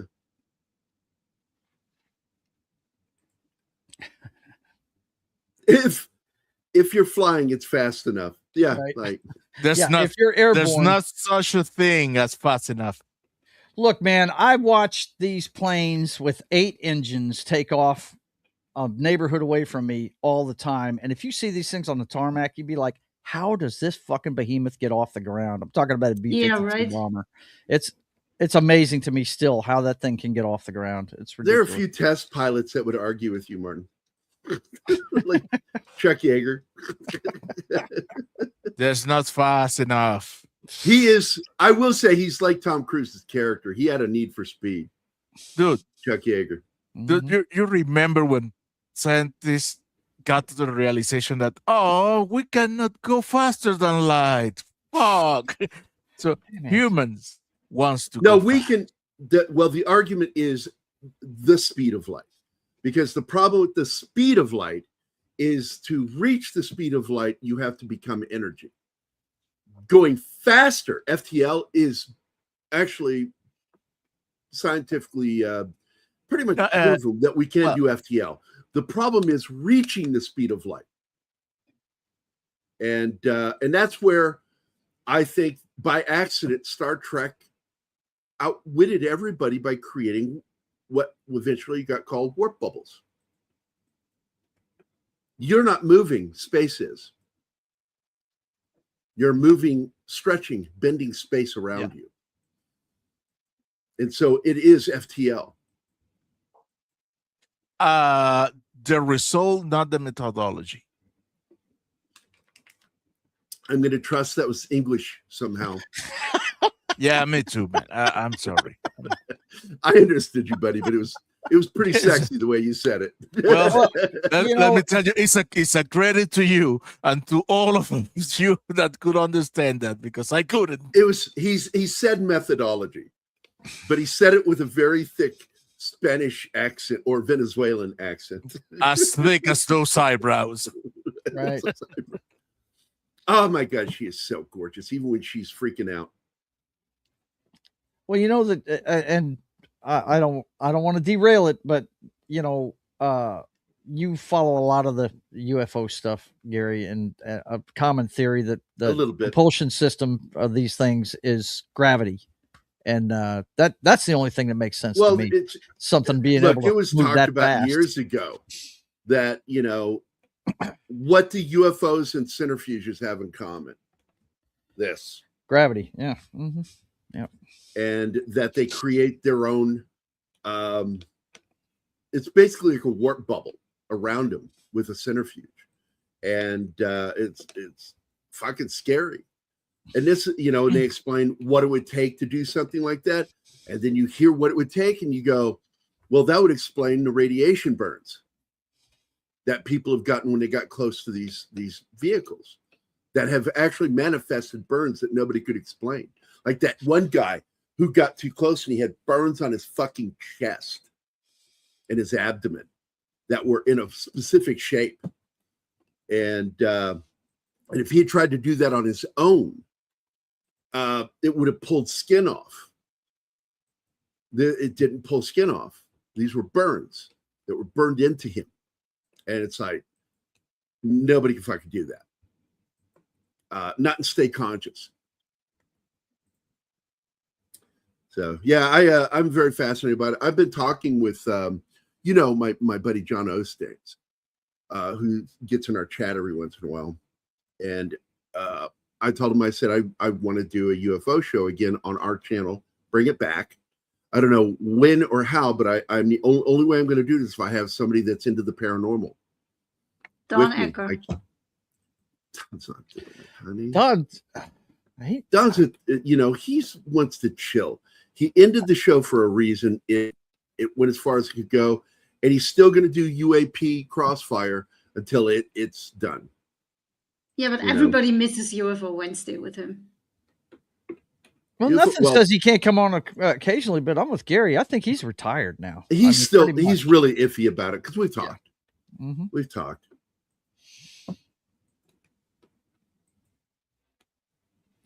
So this must have been fun hanging out with his brother-in-law. Right. Former brother-in-law.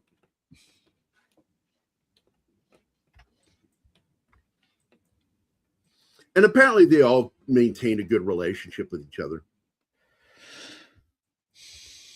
Him and his ex and her brother. He's a halfway decent actor. He's not great, but he's halfway decent. Somebody in the chat brought him up earlier, Whip Hubley. I mean, everybody knows who he is, right? No, I don't. He played Hollywood in Top Gun. Okay. He was John Hollywood Kerry, Wolfman. Yeah. one of the characters in Species. I mean, he came up in the 80s, man. Mm-hmm. Yeah, I just didn't know his name or his. He plays, in fact, one of the worst roles he ever played was in St. Elmo's Fire. He plays Felicia's date. Yeah. He went by his real name, Grant Hubley, in Magnum P.I. He was in 6 episodes of North and South, Book 2, Love and War. It's a good miniseries. I like the first series too. I remember this movie, Ruskies, 87. Ruskies. Didn't like that one. Didn't like that. Didn't like that one. Never saw that one.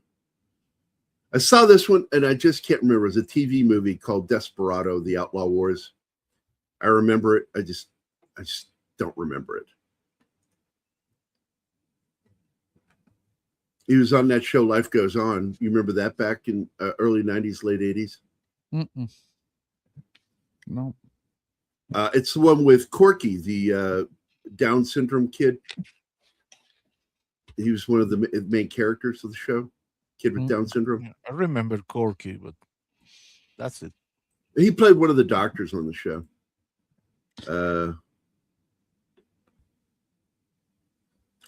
Oh shit, he was the F-16 pilot in the movie Coneheads. I love that movie.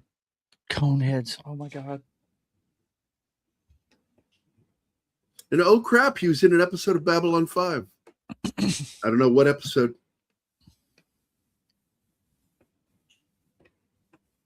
But like I said, he plays one of the characters in Species. Which I'm not a big fan of that film. But a lot of people like it. Yeah. The only thing good No. that came out of that movie that I liked was It's the Natasha only- Henstridge. Yeah, the movie's horrible. Yeah.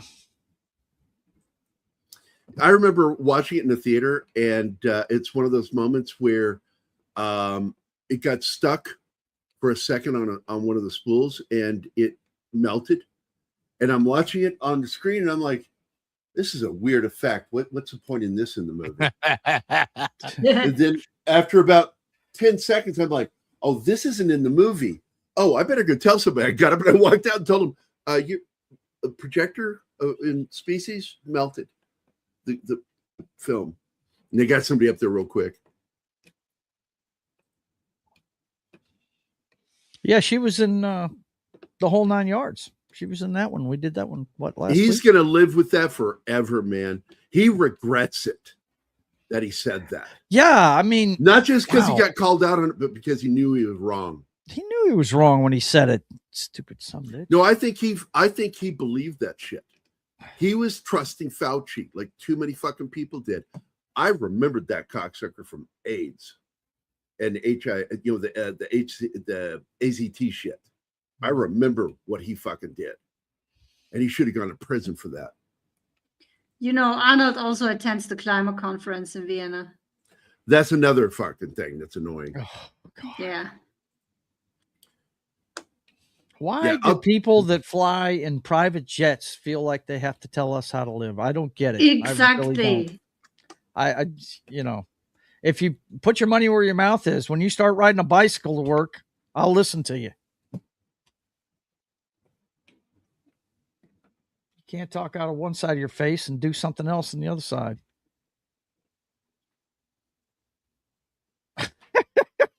John, what's going on, man?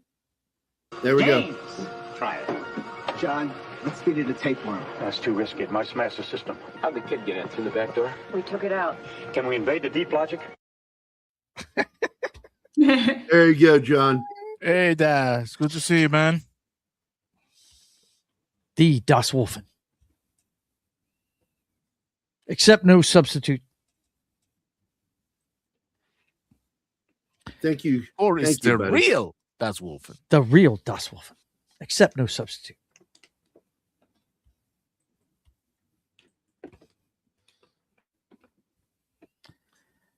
You guys having fun on Friday nights? Tearing it up, Martin? Oh, yeah. Well, John, not so much. He has to contend That's with- right. I'm sure you're making him pull his what little hair he has out. Yeah. Yeah. Man, I missed the gaming show. He's the OG Das Wolfen. That's it. The original gangsta. Yeah, I watched an interview talking about the difference between, like, because it was a Schwarzenegger or Stallone interview together, and Arnold was kind of talking about, you know, how he differs from Stallone in what drove him forward. You know, it was his father, what his father was, and who he was, as well as losing his brother young. And the brother tried to follow in the father's footsteps, and that's what killed him. And Arnold went away. And that's what he did. He says, I survived it by leaving. Yeah.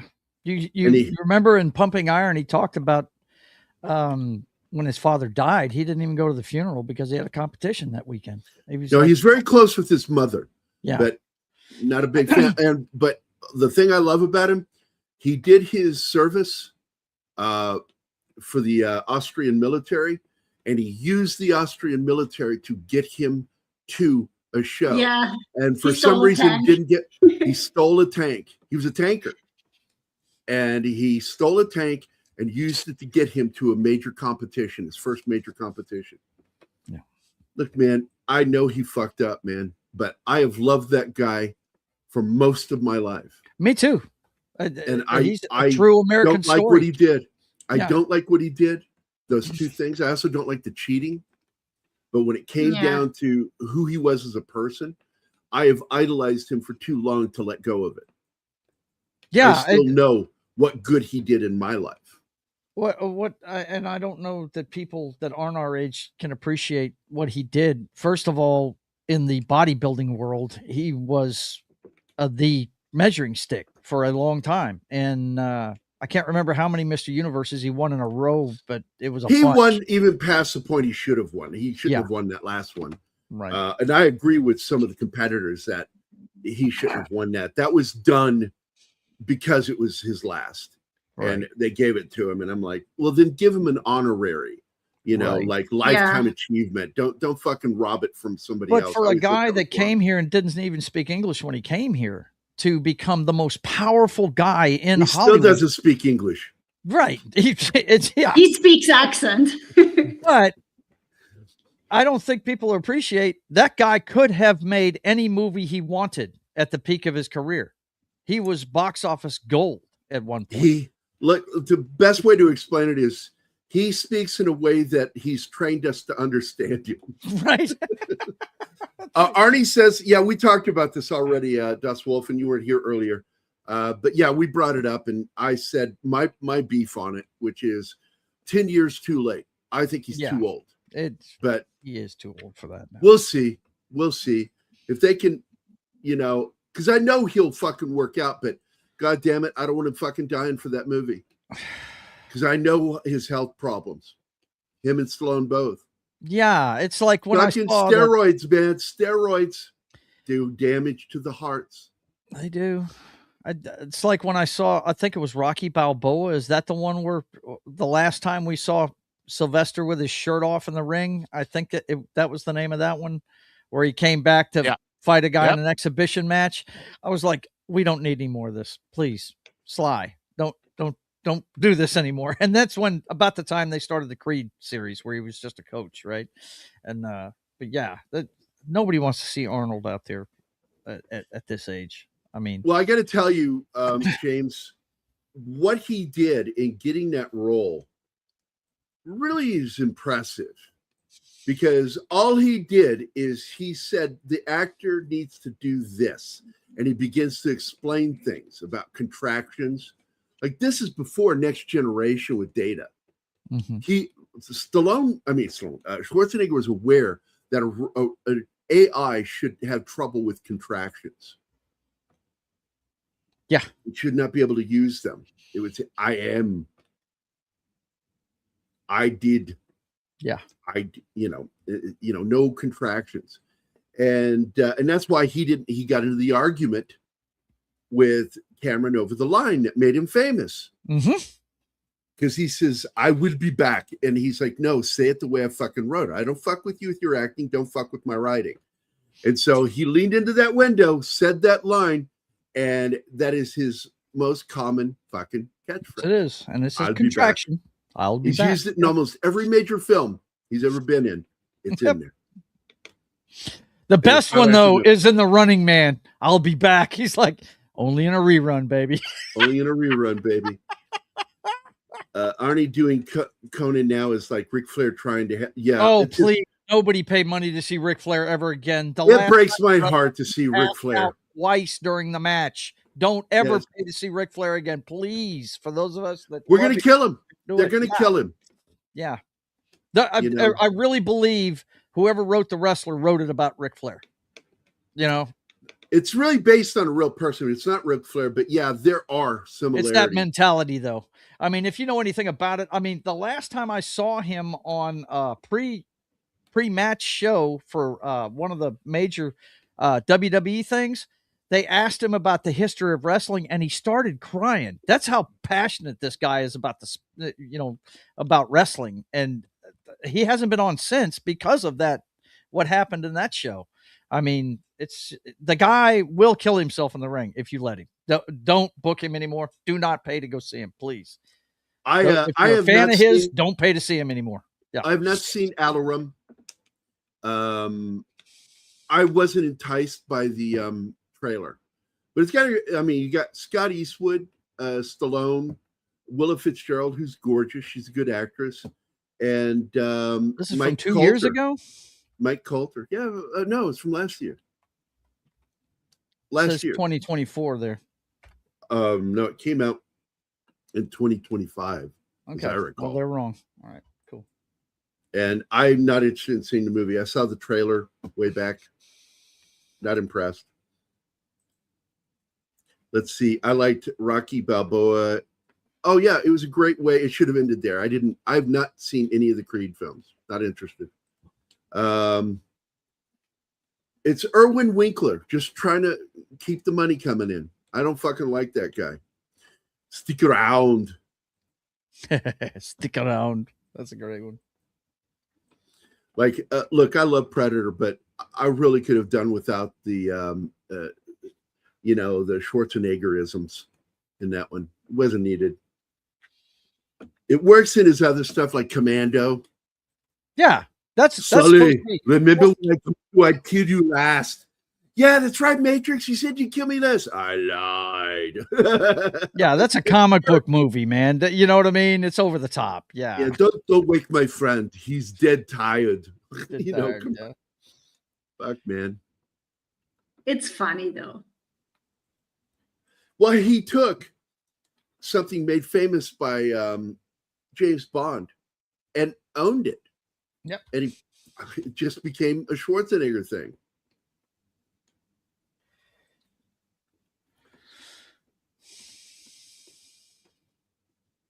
He is the spitting image of his dad. It's fucking weird when you see photos of him at the same age.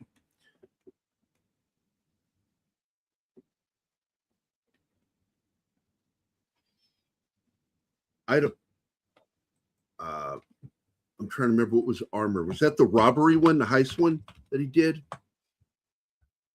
Yeah. Yeah, look, man, that gunfight, they show it in the trailer and in a clip on the bridge. That's bad. Bad CG. Bad CG. Bad CG. Smack that CG on the nose. Go to your room. Paper. Bad CG. Yeah. Did we watch that trailer? I don't remember that. I did. I don't know if you watched it with me. Scott just lacks his father's talent. Yeah, he can't act worth a crap. But he's a likable kid. But yeah, he can't act.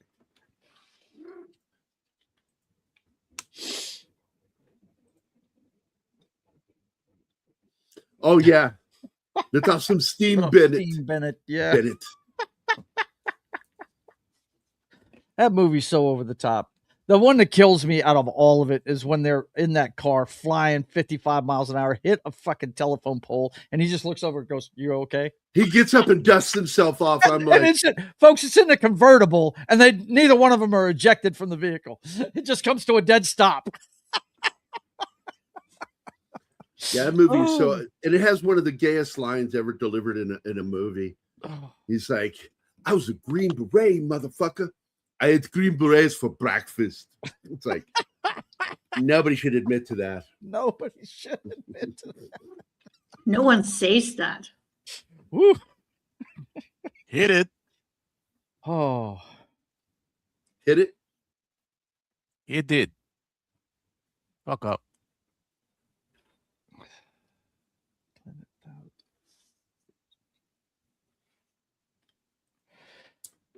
Let off some steam. So it's B312-0. So we don't know what your name is because YouTube has screwed everything up. Yeah.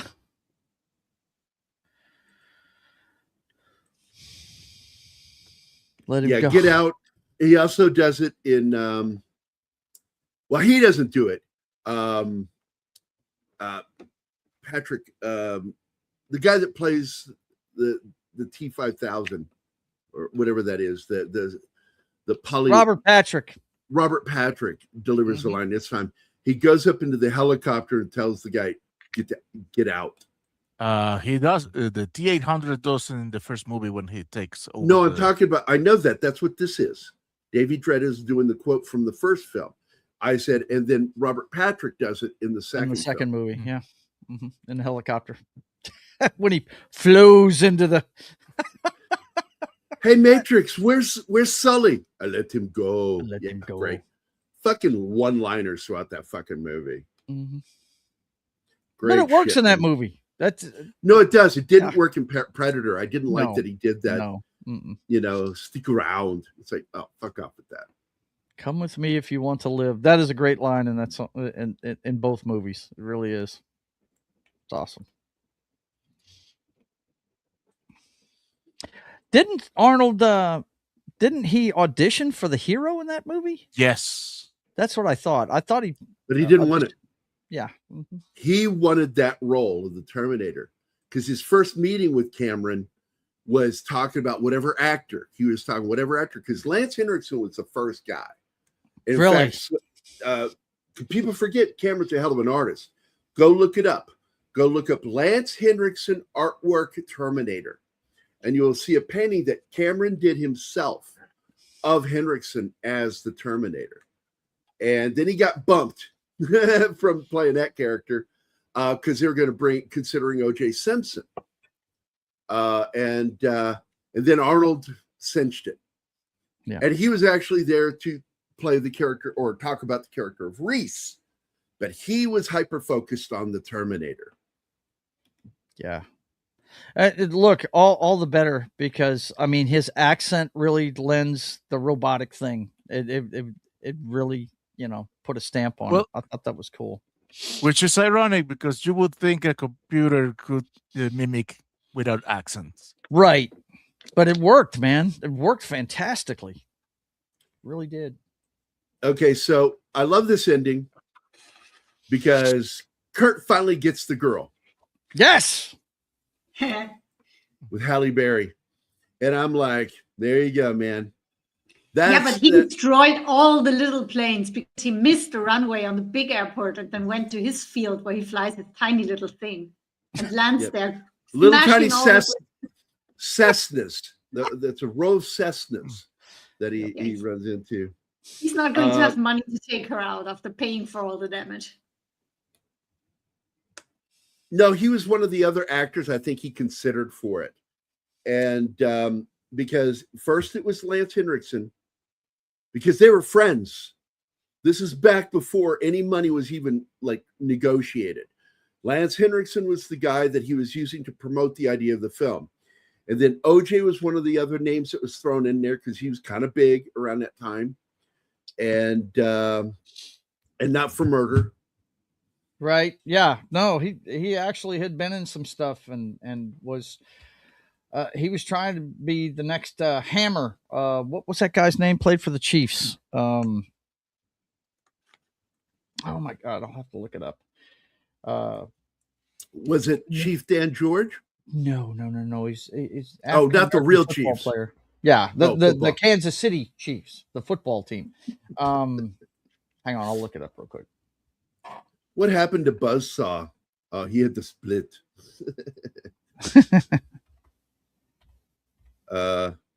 Look into my eyes and see what's going on there. Yeah, because he's trying to convince Bennett to fucking fight him with the knife. He says, I don't need that. And he gets all fucking excited. Man, he's good. He's a good villain. Yeah. I think one of my favorite weird films with him is the movie Shrimp on the Barbie with Cheech Marin. Yeah. John probably knows this. Nobody saw that movie? Okay. Fuck you guys. Sorry. John probably knows who this is. It's Fred Williamson. He played in the first Super Bowl against the Packers. And Fred Williamson out of that game. He got big because of a blaxploitation movie. Yeah, exactly. He was a huge star in that. Yeah. Yeah. OJ was trying to take it to the next level. He was trying to get, become a football player that became an actor and got better roles than that, And the cool thing is, it's like he's in a movie that, yes, he gets killed, but he wanted the hero death. He wanted his character to get the hero's death in The Dirty Dozen. Mm-hmm. Yeah, Fred Williamson was in some pretty good stuff. I mean, yeah, he's in a movie that came out in '77 that I really liked. It was a disaster film and a disease film. It's called The Cassandra Crossing, and they mixed plague with disaster, and it fucking worked for me. I liked it. I was 13. I'm like, fuck yeah, I like that movie. OJ's in that movie. It's like the only movie you could ever have that has Martin Sheen and O.J. Simpson in it. together.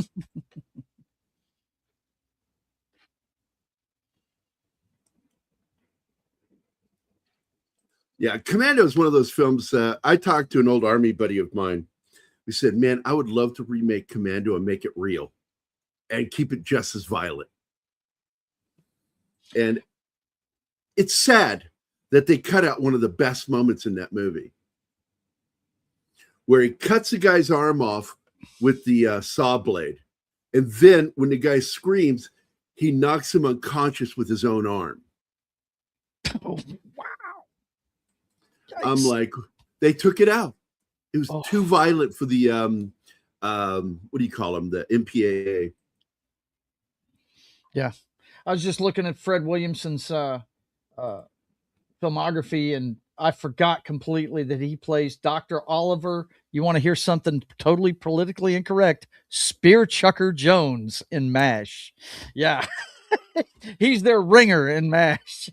That is such a fucking racist. It is, thing. man. Remember when Howard Cosell got in trouble, I think it was, it said that. Yeah, he said it. He said, look at that one Spear time on Chucker the go. national broadcast, yeah. Yeah. ABC, man. ABC Sports. Woof. Richard Harris and Sophia. Look, man, that movie is an all-star cast. Burt Lancaster's in the fucking movie. The movie I brought up with the train, the Cassandra Crossing. Mm-hmm.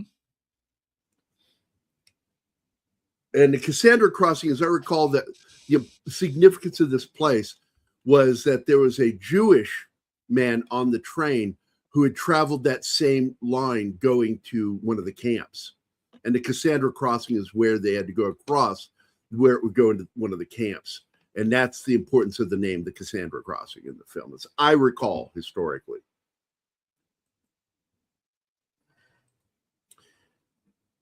Oh, man. And the funny thing is, when people see that movie, they think it's about Vietnam, because that's what it was about. Even though really MASH was about the Korean War, and they say it's the Korean War, but that's the Vietnam War in that movie. Yeah. Yeah. It's definitely an anti-war film. Yes, absolutely. Altman, Robert Altman. Look, he's one of my favorite directors of all time. Oh, yeah.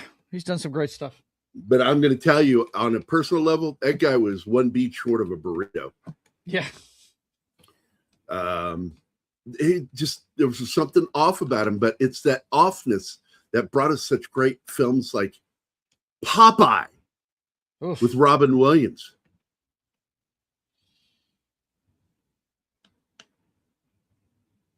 It was a huge movie at the time. I remember highly rewatchable, though. I remember when I turned 40 and somebody said that you're officially old. I said, no, I'm an antique. 20 years is what it takes to become an antique. I'm an antique. 20 years ago, I was 20. I was young. Now I'm an antique. And now I'm in my 60s and I'm like, fuck, I'm old. You're a classic now, dude. Classic. Do you know what day it is today? Matrix payday. Yeah. I don't mean all you, the Gus Commando Wolfman. jokes. Oh, I'm God. quoting from the movie. Yeah, it's like I think that this is what we refer to as the equivalent of a record skipping, is when Gambit starts just doing quote after quote, right, from a movie. It's like you kind of lost the Gambit. How do we say it? Gambit, damn it. Damn it, Gambit. No, it's Gambit. Gambit. Gambit. Gambit. What? Are we Yeah, done we're with done. the It's over. It's over. It's The not movie's quite at over. the end. Yeah, it's at the end. I don't care. Okay. Because that's the image I like from that film is the two guys, they're kind of losers at the beginning of the movie win. But again, I want to point out that Kurt Russell, character in this, Grant, in real life, not a fucking good guy. He works for DARPA. I don't trust DARPA. Hydra's research division. He's Red Skull. If I'm sitting in a room with someone from DARPA, I'm turning off my phone and I'm not going to talk anymore. Right. They make me fucking nervous, dude. Those Well, people. I have bad news for you. They can listen to your phone even if it's turned off, quote unquote. I know. And they may have tech to read your mind, so you're fucked either way. Yeah. You're fucked. They anyway. are. The way I heard it is they're basically always 10 years ahead of whatever is known in the military, being used in the military. They're already 10 years ahead of it. And that's fucking frightening to me. Like that they control that. And they get their money from us. Yes, they do. See? Look, Das Wolfen. This Yeah. is Steven Seagal's best role. Why? Because he's barely in the movie, right? Yep. No. His best scene is when he gets out of the conduit, and it wasn't even him. Right. Damn it. You know you're old when you realize that. I don't know what is that. I don't know what the fuck that is. Yeah. Never heard of it. But with Daba, Bawitara? Bawitara? I've never heard of it.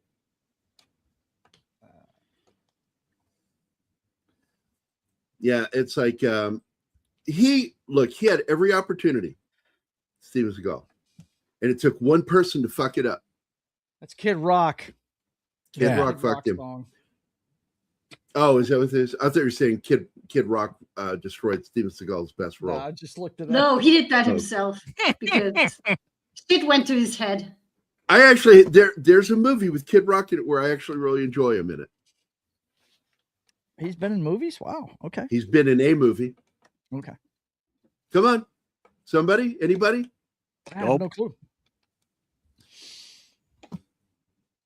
Would you like some French fries with that wah burger? Come on. What movie is that from? That's Kid Rock. No idea.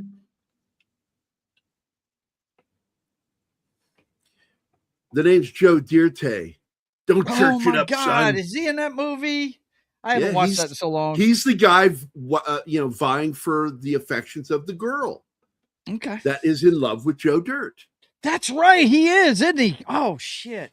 Wow. Yeah. I haven't watched that movie in a long time. Don't church it up, son. It's dirt. And by the way, do you know who that is? No. That's Chris Farley's older brother, Oh, okay. the security guard. Don't church it up, son. It's dirt. Joe Dierte. Your name's Dirt. And Dennis Miller is so fucking good. Actually, both Farley brothers are in that. The oldest brother plays the security guard. And then later, after the Buffalo Bill shit, the fat cop talking to him, that's Chris Farley's younger brother. Wow.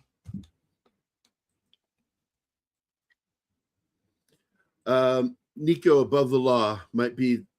I'm going to just tell you, I like Above the Law. I like Under Siege, not just because my boss is in it. It's actually a good film. I do like it. Yeah. I like the cast. Tommy Lee Jones makes that whole fucking movie for me. Tommy Lee Jones and Gary Busey. Yeah, Gary Busey. Gary Busey. Apparently, Seagal fucking hated him because he dressed up as a girl in that scene, and it pissed him off. And I'm like, well, that's tough shit. It's a great fucking scene when he comes out. It is great. Yeah. But Gary Busey is the bomb diggity in that fucking movie. Mhm. I actually liked Hard to Kill and Marked for Death, probably. Marked His for early- Death. His early stuff. Everything was up to Under Yeah. Siege, and then one more after that, the one with John Forsythe as Richie. I'm looking for Richie. You know what Richie is? He's always walking around asking for, you seen Richie? Hey, you seen Richie? Oh, you want to fight me with some pool balls? And he beats the shit out of everybody with a pool cue, and then puts some a cue ball in a fucking bar rag and beats the shit out of some guys. And it's actually a fun movie. I like that film. Also, first time in a movie, somebody got shot with a shotgun and it shows an amputation from it where it blows the guy's leg off. And I remember I'm in the military watching it going, oh my God, that was awesome. What year was that? That was in the early 90s. I think 93. I think then RoboCop got them beaten. because they blow off Murphy's arm with one shotgun. Leg, amputating a leg. Yeah, RoboCop has that beaten. RoboCop was first. It's not. I'm talking about the leg. The leg was what got blown off, and that's the first time they ever showed a leg getting blown off with a shotgun. Like upper limbs don't matter. It's okay. Okay. You see guys get their arms and hands shot off in westerns. But no, it's just no. I'm talking about guy standing and his leg gets blown out from underneath him was fucking cool. And I'm trying to see if I can find that movie. I mean, the nose with that. No. Murphy kept his leg. Those legs were, well, the whole body was amputated. Okay, here it is. All right, there it is. These are the only fucking good Steven Seagal movies where he's the star. Above the Law, Hard to Kill, Marked for Death, Out for Justice, 1991 with John Forsythe, and Under Siege. And the rest is pretty much crap. I did like a little bit from Glimmer Man. It had some fun moments in it. Fire Down Below just sounds like a movie about STDs. It does. Oh my God. I was a combat medic and a paramedic when that movie came out. And I'm like, man, somebody needs a penicillin shot. I understand where you're coming from. And I couldn't believe he got fucking Michael Caine in that movie.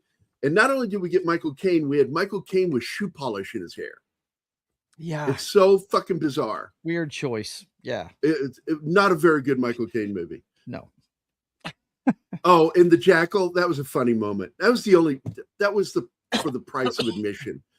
Seeing Jack Black get fucking blown away.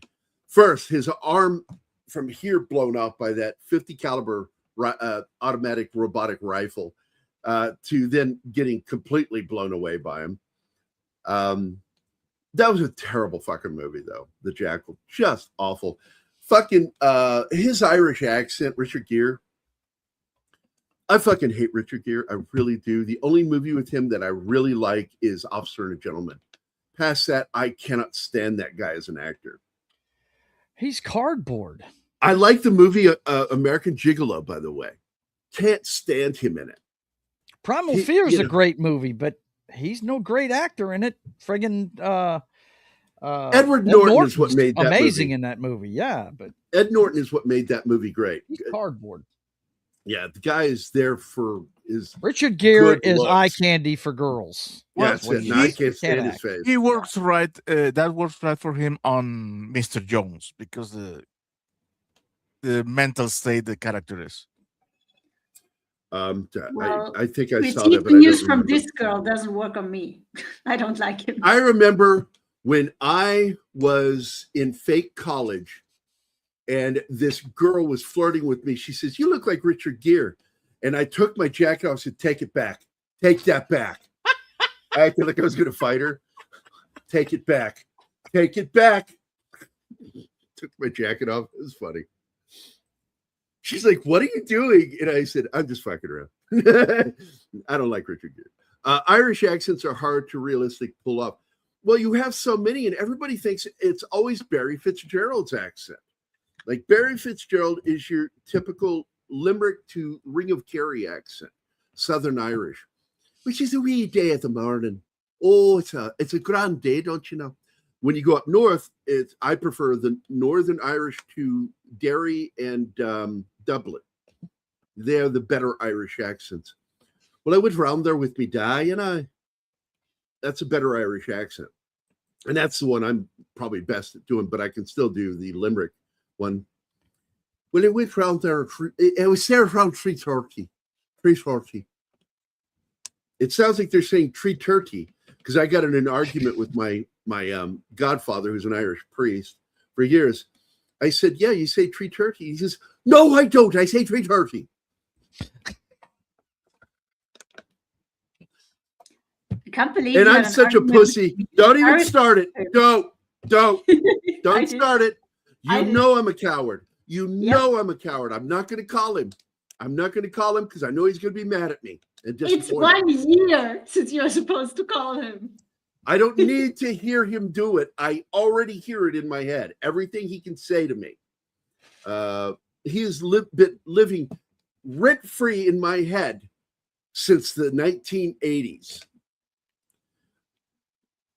So, and I especially hate the line, "I'ma fuck you up, ugly," from the movie. I can't remember. One liner is still corny. Pretend I'm referring to Seagal. Funniest part of this film, Seagal refuses to believe his character died. Belfast accent is very strong in Northern Ireland. Yeah, like one of the worst ones I ever heard was Brad Pitt trying to do it. And I like Brad Pitt. I know him, and I know him and his brother. They're from here. And I've done work for them. And nicest guys in the world cannot do a Northern Irish accent. Worth a damn. Movie is Devil's Own. Terrible accent. I loved his accent in Snatch. Couldn't understand a word he was saying. That was the whole idea. That was awesome. Is that he was trying to do kind of an Irish pikey accent, Irish gypsy. Yeah, he's an Irish gypsy, a pikey, and his character's called Pikey. You know, they refer to him as Pikey in the film, but he is a pikey. And the fact is his accent is so thick that nobody understands him.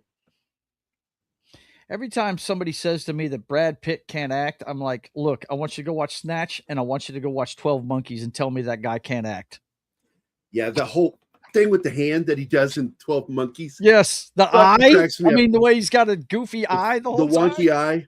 It is a lens he put on his eye that. But still, man, it's great. It's a fucking perfect touch, man. Oh, I love that movie, by the way. Yep. It is a really good film. 12 Monkeys is awesome. Bruce Willis and Brad Pitt, like, my God, why didn't they do something together again? They were great together. Yes. First sex in definitely movie one history. of the top Terry Gilliam joints ever.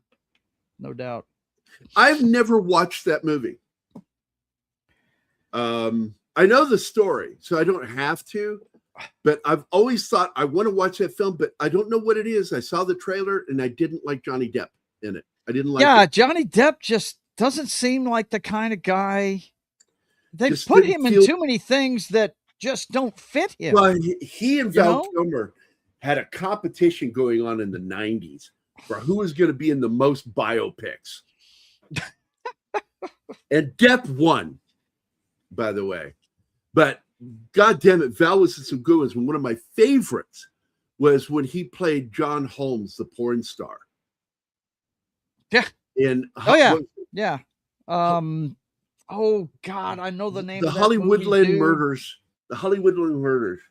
Right. Gambi, hang on. You were here the whole show. I said this twice. Hang on a second. Let me go to his IMDb. I'll find it. It's being something echoed. Land. Something Land is the name of it. Damn it. What is? And I'm looking forward to his new Cliff Booth movie. I am. Yeah, me too. I can't wait. That's gonna be great. Yeah. And that Tarantino's just a producer on it. That another director, a good director, is doing it. I forget, was it Fincher? Is it Fincher that's doing it? Is it David Fincher? Not sure. Let me go look. But I'm looking forward to it, dude.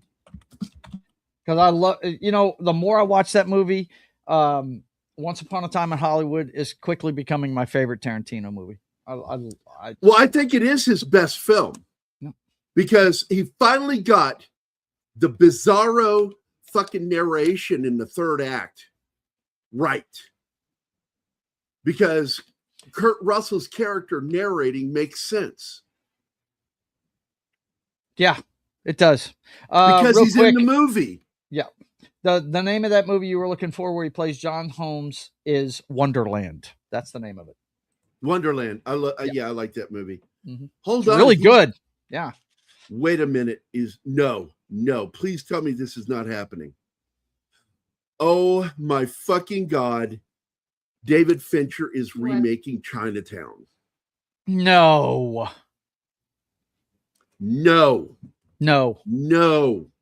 That is a all over X and masterpiece. say #no. Don't touch masterpieces.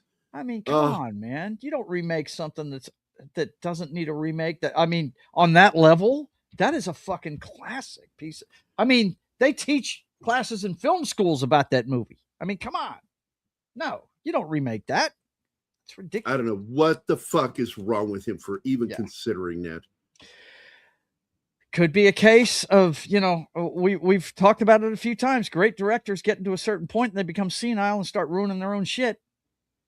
Ridley Scott, now, he's George that's not Lucas, his, but still, I mean, smelling their own farts too much. Yikes. It is David Fincher. David Fincher's directing this sequel. That's great. Of Cliff sequel Booth. or remake? The sequel, Adventures of Cliff Booth. Oh, okay. Brad okay. Pitt. He's making that, and it's already done. It's already fully shot. No, Chinatown. He is listed on IMDb Pro as being a producer. I mean, a director on that. Black Hole. What is this?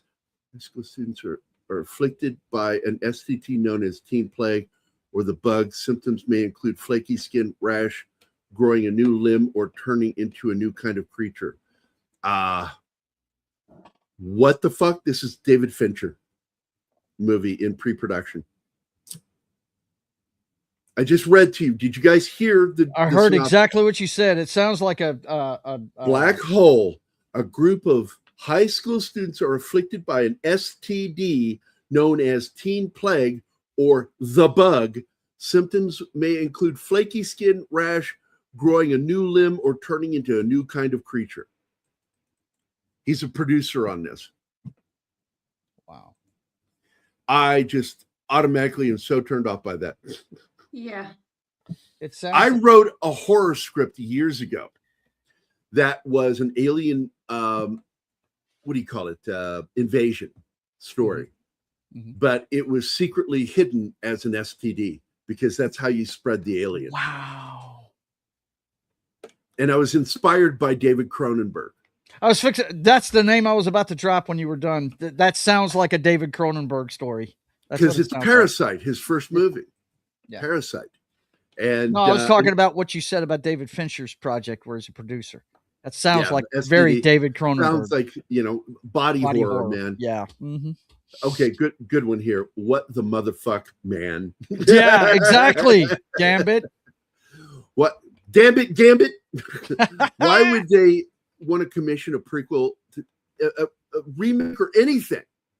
Look, if it doesn't involve the original writer, Robert Towne, don't fucking do it. Yeah. Robert Towne wrote this 3 stories, and we've only seen 2 of them. The third one never happened because his friendship with Jack Nicholson ended with the movie The Two Jakes because he chose to direct it and star in it. And that pissed Robert Towne off.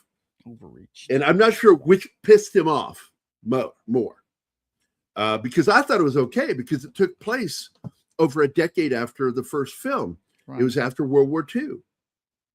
And so I thought Nicholson was at the right age. Somewhere around 45, 50 years old. And I like the film. I do like the film. I like Harvey Keitel in it as the other Jake. It's got some good stuff. I like the ending. It's a solid movie. The only thing I don't like at the end was the rush zoom. It was a visual mistake. You shouldn't do that. Where it shows her going down the stairs at the end, and then the camera spins around to him and zooms up to him to say one last thing to her as she's leaving. Mm-hmm. Mulvey is her name. Jennifer Tilly. Not Jennifer, I'm sorry. The other Tilly, the sister. The one that's the really good actor. Jennifer is the one with the big tits with the Betty Boop voice. The Two Jakes, right? Yeah, The Two Jakes. Great film, man. Not as good as the first film. Nowhere near. Meg Tilly. Mm-hmm. Yeah, Meg Tilly is in that one. She's gorgeous, by the way. Yeah, well, they both are. Mm-hmm. But one has that weird voice that sounds like Betty Boop, and the other one just sounds like a normal human being. Mm-hmm. Jennifer was really good on that TV series where she plays a prostitute down on the Keys. It's got the actor that played the Indian scientist in Short Circuit, but he's not Indian, he's Jewish. Fisher Stevens. And it was about a bunch of people living in the Keys. It was a good show. It was kind of a comedy, dramedy. This is why I can trust you guys, because you're as sick of the whole stinking agenda as I am. Amen, brother. Yeah. Be original. But Shanatsky's here. Hey, I brought you up earlier. Remember? Yeah, no doubt. Because John Leguizamo's character is basically Shanatsky, or the character from the Gulliver's Travels cartoon. We're all gonna die. We're all gonna die. We'll never make it. We're doomed. Oh. I mean, Shanatsky was born with a sardonic voice. Yes. He was designed to fucking deliver bad news. That's Shanatsky. But hey, what? Tonight's bad news. I watched his short film, and he's really good in it. Shanatsky is. He's really good. I liked it. Him and Tom are in it. Tom Conkle. It's a neat little vampire comedy. A little bit of action in it. A fight scene. It was fucking good. I liked what he did. I can hardly wait to see it finished. Sounds fun. Did I say it was fun? I don't know if I said it was fun, because I don't know if I'll call it fun. No, it was fun. Stop being such an asshole. Never. That's why we don't have more panelists. Martine and I are forced to do this. Otherwise, you would be on your own at this point. What am I, chopped liver? Come on now. I hang with him. What are you talking about? Now you know what it feels. Gee Twice a whiz. week. Thanks a lot, guys. Twice a week he hangs with us. Yeah. So, yeah, he's Thankfully. Hollywood loves losing money. Look, man, they've always kind of been that way. Like I said a long time ago, Roger Corman got fired off a film, a major studio film. It's going to be his first major studio film. And he got fired from it because he was being frugal. And he was sending equipment back to save the studio money, and it freaked them out. And they fired him and replaced him. They'd love to have somebody like him now. Hollywood executives have a tendency of believing that you can save anything if you throw money at it. I don't know why they think that way. It's never worked. But you know what? In the movies, every movie that I've ever seen about making movies, they're always bitching about going over budget, though. You ever notice that? Yep. First thing you do. Like, movie went over budget, you know. Like Ridley Scott, all the trouble he got into with Blade Runner was the budget. It dealt with the budget because Bud Yorkin and Jerry Parenchio hated him, and it got worse with time. Specifically, I think it was for Bud Yorkin, because his girlfriend, auditioned for the movie Someone to Watch Over Me, directed by Ridley Scott. Mm-hmm. She got rejected for a role, not even considered, and it pissed him off. He took it personal. Like, Ridley knew that's who that was. Like, he did that just. I think the most famous Bud Yorkin, Jerry Parenchio, man. Yeah, the most famous story about going over budget's got to be Apocalypse Now, though, huh? Francis Ford Coppola and the stories behind the scenes on that one, going way. It damn near killed people making that fucking movie. Like what's his name? His dad, Martin Sheen, had a massive heart attack.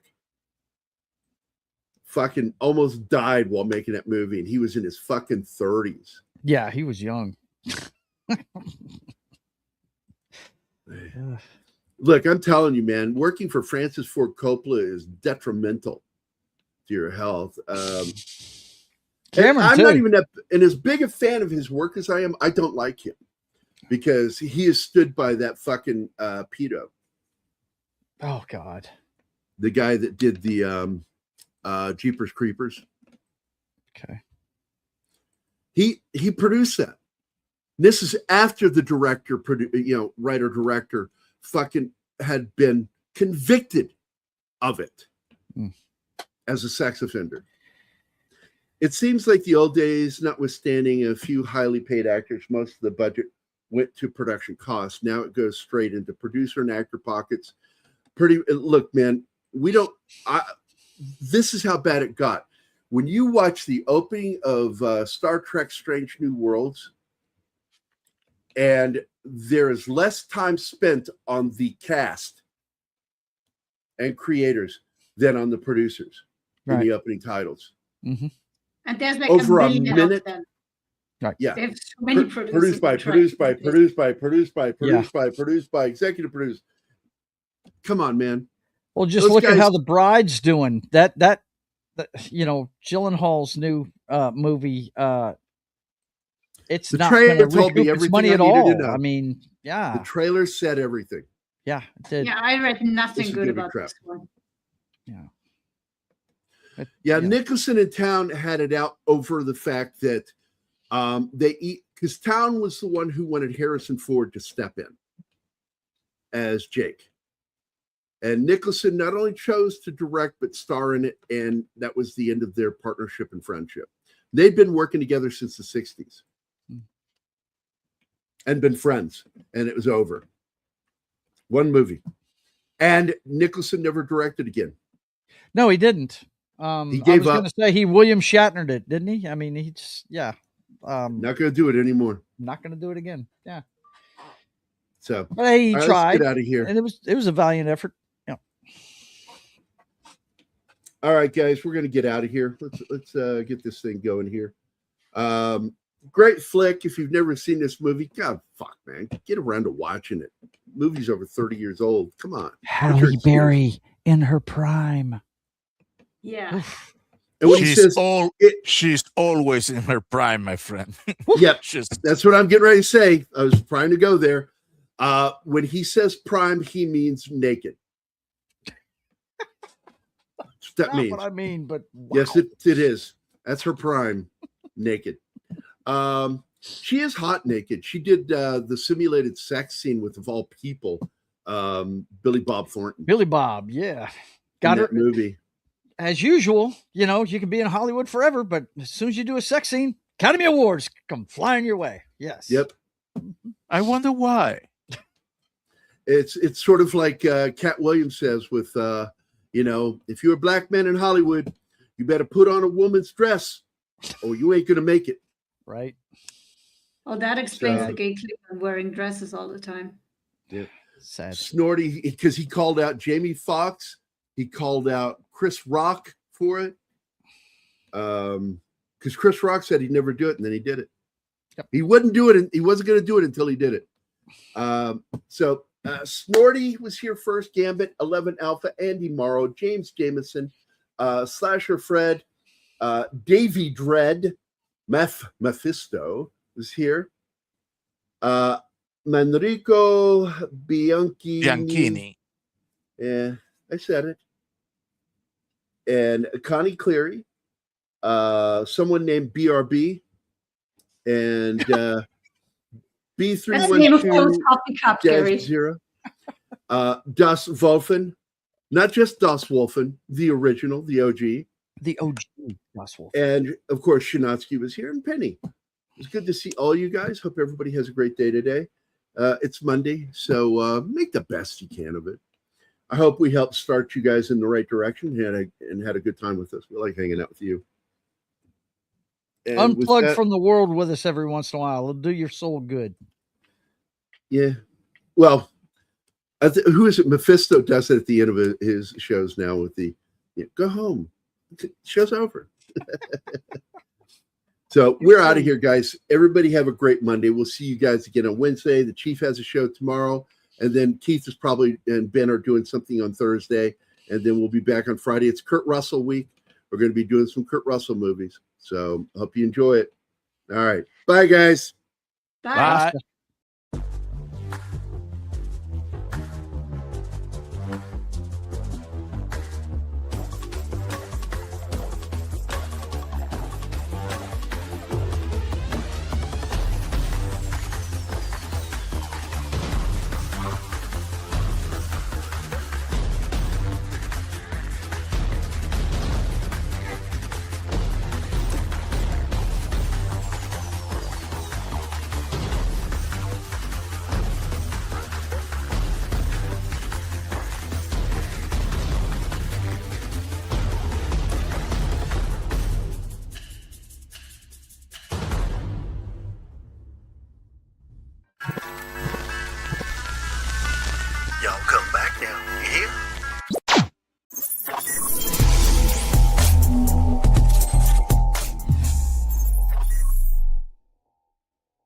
Matt Damon.